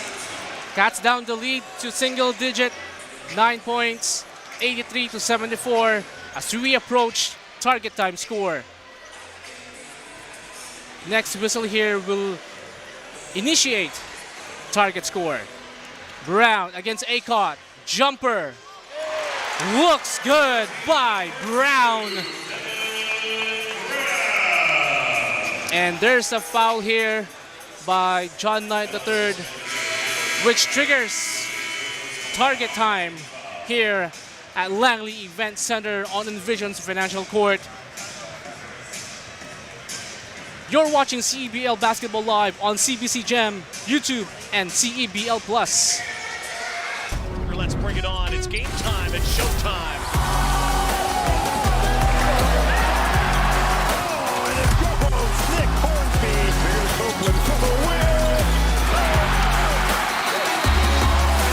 You gotta love a Canadian hoops. Two hands. Oh, what a block from behind.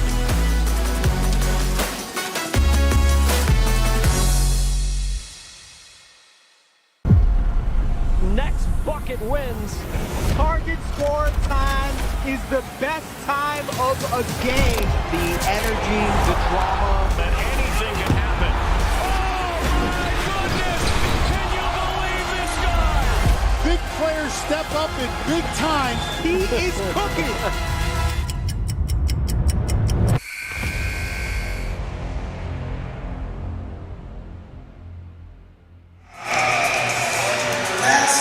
Welcome back here on this Envision's Financial Court here at Langley Event Center for the 3rd annual Filipino Heritage Night. This is target time score. Vancouver Bandits have 85, Winnipeg have 74, which means the target score is 94. I always do the math wrong. Sometimes I wish it was just 10. Yeah. 9 is the magic number here, plus 9 for the winning team. For the leading team, sorry about that. Well, as both teams step onto the floor, cool heads must prevail. There's been some emotion from this Winnipeg side, some frustration. The wheels have not fallen off yet, but for the Bandits, if they want to find a way to finish this, they can't all of a sudden take some of the shots that haven't necessarily been dropping. They've done a great job of finding those paint touches, kicking it out to the shooter when they're ready. No need to rush, a great scoring look. But it has started from the defensive side of things. So here they are, first possession, target score ending on the defensive side of things. Good play here by the Winnipeg Seabears coming out of an official timeout, 85-76. For Trevon Scott, 26 points on this night. He has been carving, and again, trying to find those soft spots of the defensive situations where they manage the inside, they manage Teddy Allen, and then it's the next guy up. Again, Winnipeg Seabears taking advantage of the full attention of the Vancouver Bandits to Teddy Allen. And Miller Kopp is fouled. He needs a little bit more time to recoup. 14 seconds to shoot. Only 3 team fouls there for Winnipeg, so goes to a sideline play. And again, they've been executing their sideline baseline fairly well, so we'll see what type of scoring look they can create from this. Jarkel against Terry. Jarkel gives it to Brown. Brown, jumper, three-pointer, no good. Parolin with the offensive board. Joyner with 8 seconds to shoot. Guarded by Acott. Switch now to Teddy Allen. 4 seconds to shoot. Jarkel puts it up. Puts it in! Jarkel Joyner joins the party here in Langley Event Center. 88-76. Teddy Allen going to work. Lunch money there for Teddy Allen. We got delayed warning for the Winnipeg Seabears. Next delay of the game would be a free throw shot for the Vancouver Bandits. Joyner to Pandy. Pandy wearing jersey number 14. To Miller Kopp, guarded by Teddy Allen. Parolin with the ball to Joyner. He's got the hot hand. Joyner against Scott, 2 of the leading scorers in the game. Good steal there by Dominic Parolin against a much smaller defender, Terry McGowens, which forced him to foul Dominic. Yeah, smart play on that one. You're not in bonus yet, so not shooting free throws, and instead of giving a big dunk or a big play, quickly take it, manage it, force them to have to execute to score.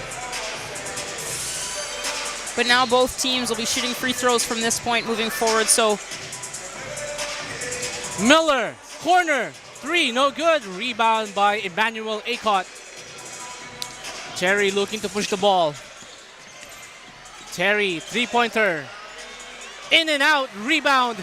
Monster rebound there by Dominic Parolin. It's a shot they were willing to give. And I mean, it's been the right shot to give him. He hasn't really been able to get going with that scoring look. And Jarkel, spin move against Acott. And we got a dribbling violation against Jarkel Joyner. Jarkel held the ball too long, I guess. You know, if you look at some of their possessions earlier in the game, 3, 4, 5 players touching the basketball. Jarkel now trying to get into some isolations. You had 1 or 2 really great ones. You don't need 4 more. Just keep the ball moving. You've got some very capable scorers. This is where that clutch player kind of mindset, it's not 4 clutch shots in a row, it's just 1. Mason looking to for Teddy Allen. Allen in the post, double team, triple team. That's what you get when you give Teddy Allen inside the paint. He works so hard either to get a basket or get a foul. Big body guard, double team. He's able to split the defenders, find his way through that. Allen on the line to shoot 2 free throws. Tries to cut down the lead of Vancouver to single digit. And as we hear the Vancouver fans giving it to Teddy Allen, to no avail. 88-79. Vancouver still has the lead. As you see on your screen, first to 94 wins. Second shot for Allen is good. Joyner guarded by Terry McGowens. Joyner to Dom. Dom looking to give to Joyner, which he gets it. Now he gets the match against Scott. Joyner, 5 seconds to shoot. Joyner, double team. Kicks it away to Pandy. Jumper. Ooh, Lloyd Pandy. And we got a substitution here, but what a tough shot there by a Lloyd Pandy.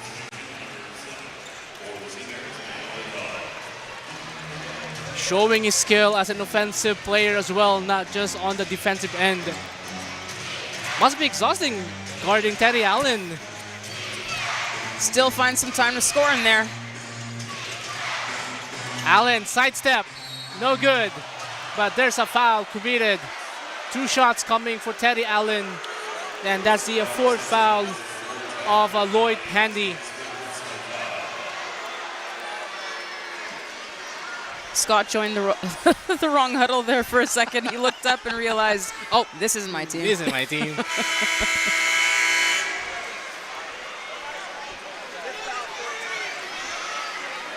Joyner and Allen having a fun conversation while waiting for the ball. So there seems to be some confusion right now. Pandy picking up his 5th and disqualifying foul. Mulder stepping in. I thought that was only his 4th foul. My mistake.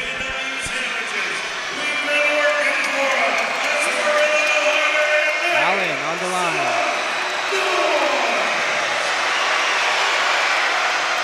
First shot is good.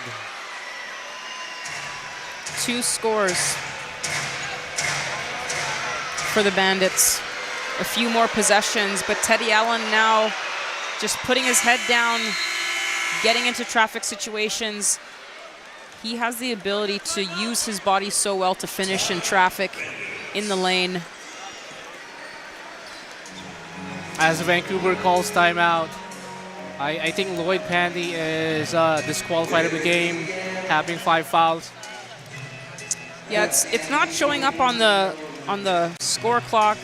Still has 14 with 3 fouls. And so I'm sure they're going back and seeing perhaps where they missed something, but they go with the official stat sheet in that situation, and so they've get this rectified. But again, if you're looking into this now, I mean, sometimes these are when you would be in a typical game where you look up at the clock and you say, okay, guys, we've got a minute and a half left, or we've got 45 seconds left, just take care of the basketball. Target score ending is a different attitude, it's a different mindset, and because you have players who want to take that last shot, you know, it's very interesting trying to teach players that you have to play the exact same way that you did until the last shot. Yeah. Then go and do your clutch thing. But, this is what happens in their previous game. Great job against the Honey Badgers at home for their win after a little bit of a not scoring drought, but a few losses in a row there for the Bandits. But now it's about wasted possessions. We had a little bit of that for both teams. In the second quarter, more so for the Bandits. In the third quarter, more so for the Sea Bears.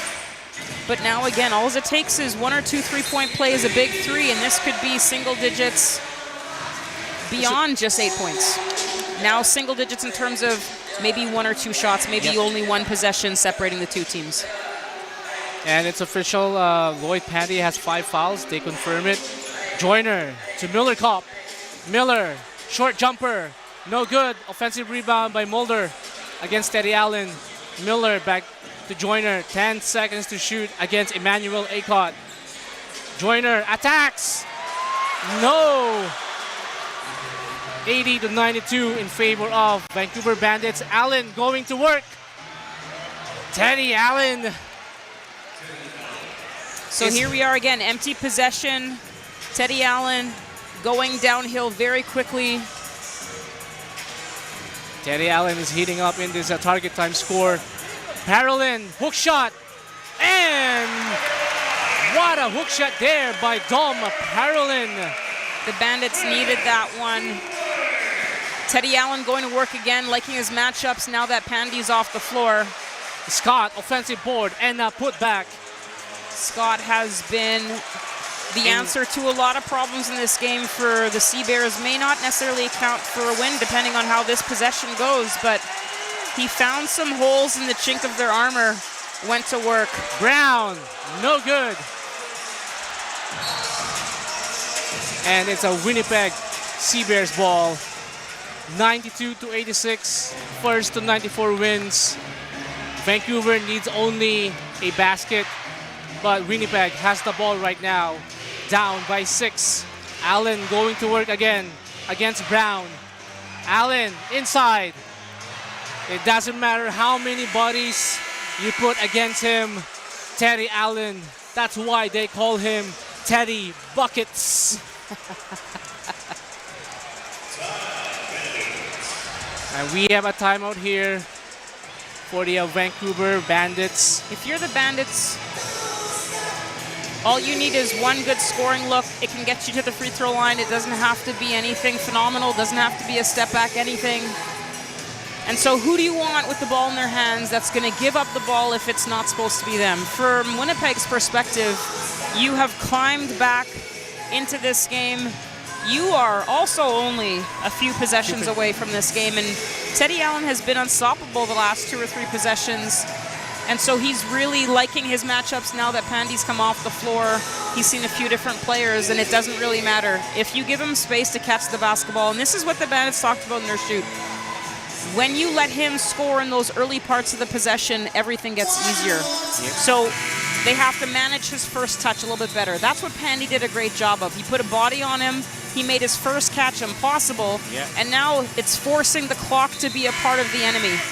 And so here now, if you look at the last few possessions, he's been scoring within 4 or 5 seconds of getting possession of the basketball, and this is where the Bandits have to really not just get a great scoring look. Even if they don't score this, you know where the ball is going. Get the ball. It would be great, as they did in the first, as they did in the second, as they did at the end of shot clocks.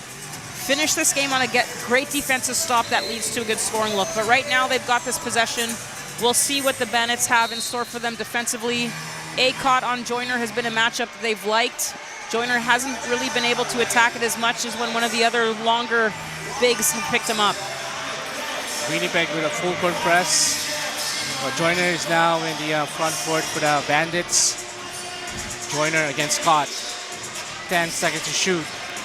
Joyner, step back to Mulder for the 3. No good. Rebound by Scott. The ball didn't move there, coach. Osborne against Joyner. 2 of the players to watch this game. Allen, step back. 3-pointer, in and out. Rebound by Dom. Well, I wouldn't say that's necessarily the defensive stop that you wanted, but it was the lack of score. Full speed Joyner! There you go! Jarkel Joyner takes out the WIN from the Winnipeg CEBL as the Vancouver Bandits won this game for the Filipino Heritage Night. What a treat! What a game! From the start to finish, we were in for a treat here. We talked about what was it going to be. Was it going to be a revenge grudge match?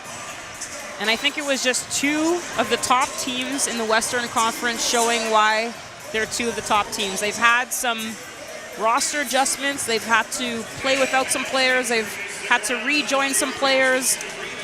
But the defensive side of things, for the Bandits, this is going to be potentially some highlight reels on the defensive side of things, shot clock violations, everything that you love. And Coach Julius watching from wherever he's watching from, in his office or in his car or wherever he is in the building or at home with popcorn. I'm sure he's working taking copious notes of the things that he wants this team to make adjustments for. But the biggest statement today was the tone, the attitude, the not quit, hitting the floor, getting after loose balls, defending, and then letting their offense take the game from there. And I think they limit Winnipeg CEBL's offensive board. Dom Parolin held his own as the Vancouver Bandits avenged their loss against the Winnipeg CEBL.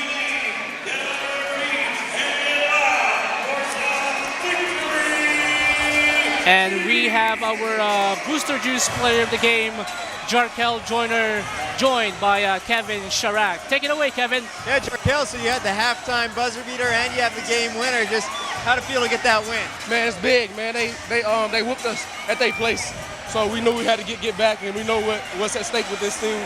It's 1-1 now. I think we first place, both of us first place in the West. So we knew we had to do. That was a big one, so we got it done. Debut also for your backcourt mate, Tevin Brown. You guys seem to have instant chemistry. What do you think of his debut? Oh, man, Tev, he's another Southern guy, but, man, he can put the ball in the hole, man. I'm glad he came, and it's another weapon for us. Yeah, talk to me a little bit about this team, because there seemed to be so much intensity between the two. It almost had a playoff feel. How good does it feel to have this win over what seems to be your biggest rival here in the West? Oh, man, it's big, man. First of all, I would give a shout out to God, man. I talk to him every day, God. But it was big. We're glad we got this win on our home court, and we knew how big it was. We knew how intense it was going to be, so we got the dub. How do you push this momentum forward? I know the last few games have been up and down for this team. How do you keep this momentum going? Man, we keep going. We watch film. We learn from it. We come into practice. We attack every day, and we be pros. So we got to attack every day with the same mindset. It doesn't matter. This is over. So next win. Great game tonight. Thank you so much. That's Jarkel Joyner. What a game. Halftime buzzer beater and the game winner. The Bandits back on the board. They're at the top of the Western standings. Guys, we'll send it back to you. Thank you so much, Kevin. As Jarkel Joyner said, they avenged their loss. It's in their mind. And now Vancouver Bandits is on top of the Western Conference standing with a record of 9-4. Well, it might come down to point differentiation, but that's a problem for another day. Right now it was getting the head-to-head matchup split, which was important. And now it's about, making sure that they don't drop the next one. Don't think too far ahead.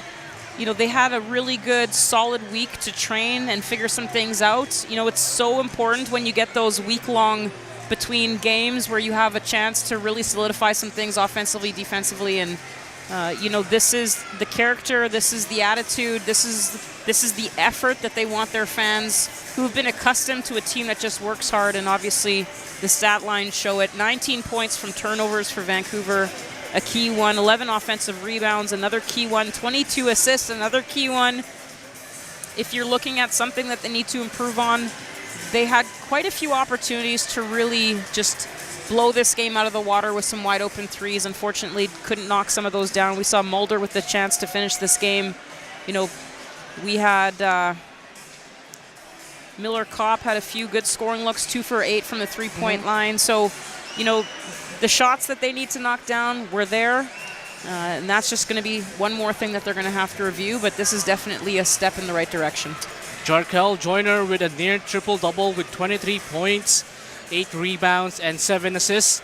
You're watching CEBL Basketball Live on CBC Gem, YouTube, and CEBL Plus. What keeps me going? Under the heat of the sun or in the heat of the moment. When climbing for even one more second seems like too much. Whether you're reaching for your goal or busy setting new ones, everyone hits their limit, but that limit has a reset. Scientifically formulated to hydrate faster in the moments that matter. Electrolyte, instant hydration.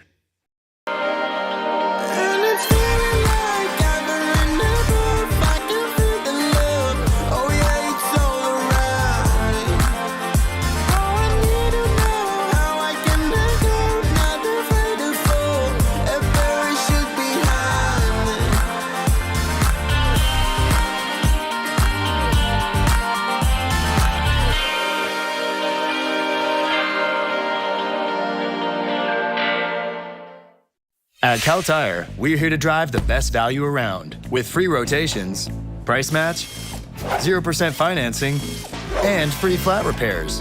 We take care of it all for the life of your tires. Chat with our team at caltire.com.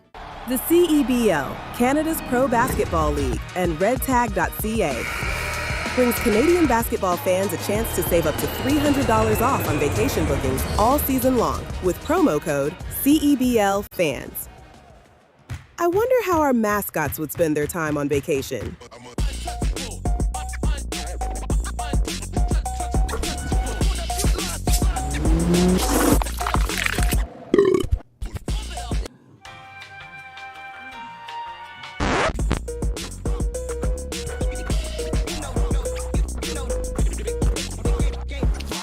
Book today with Red Tag and save $300. Redtag.ca.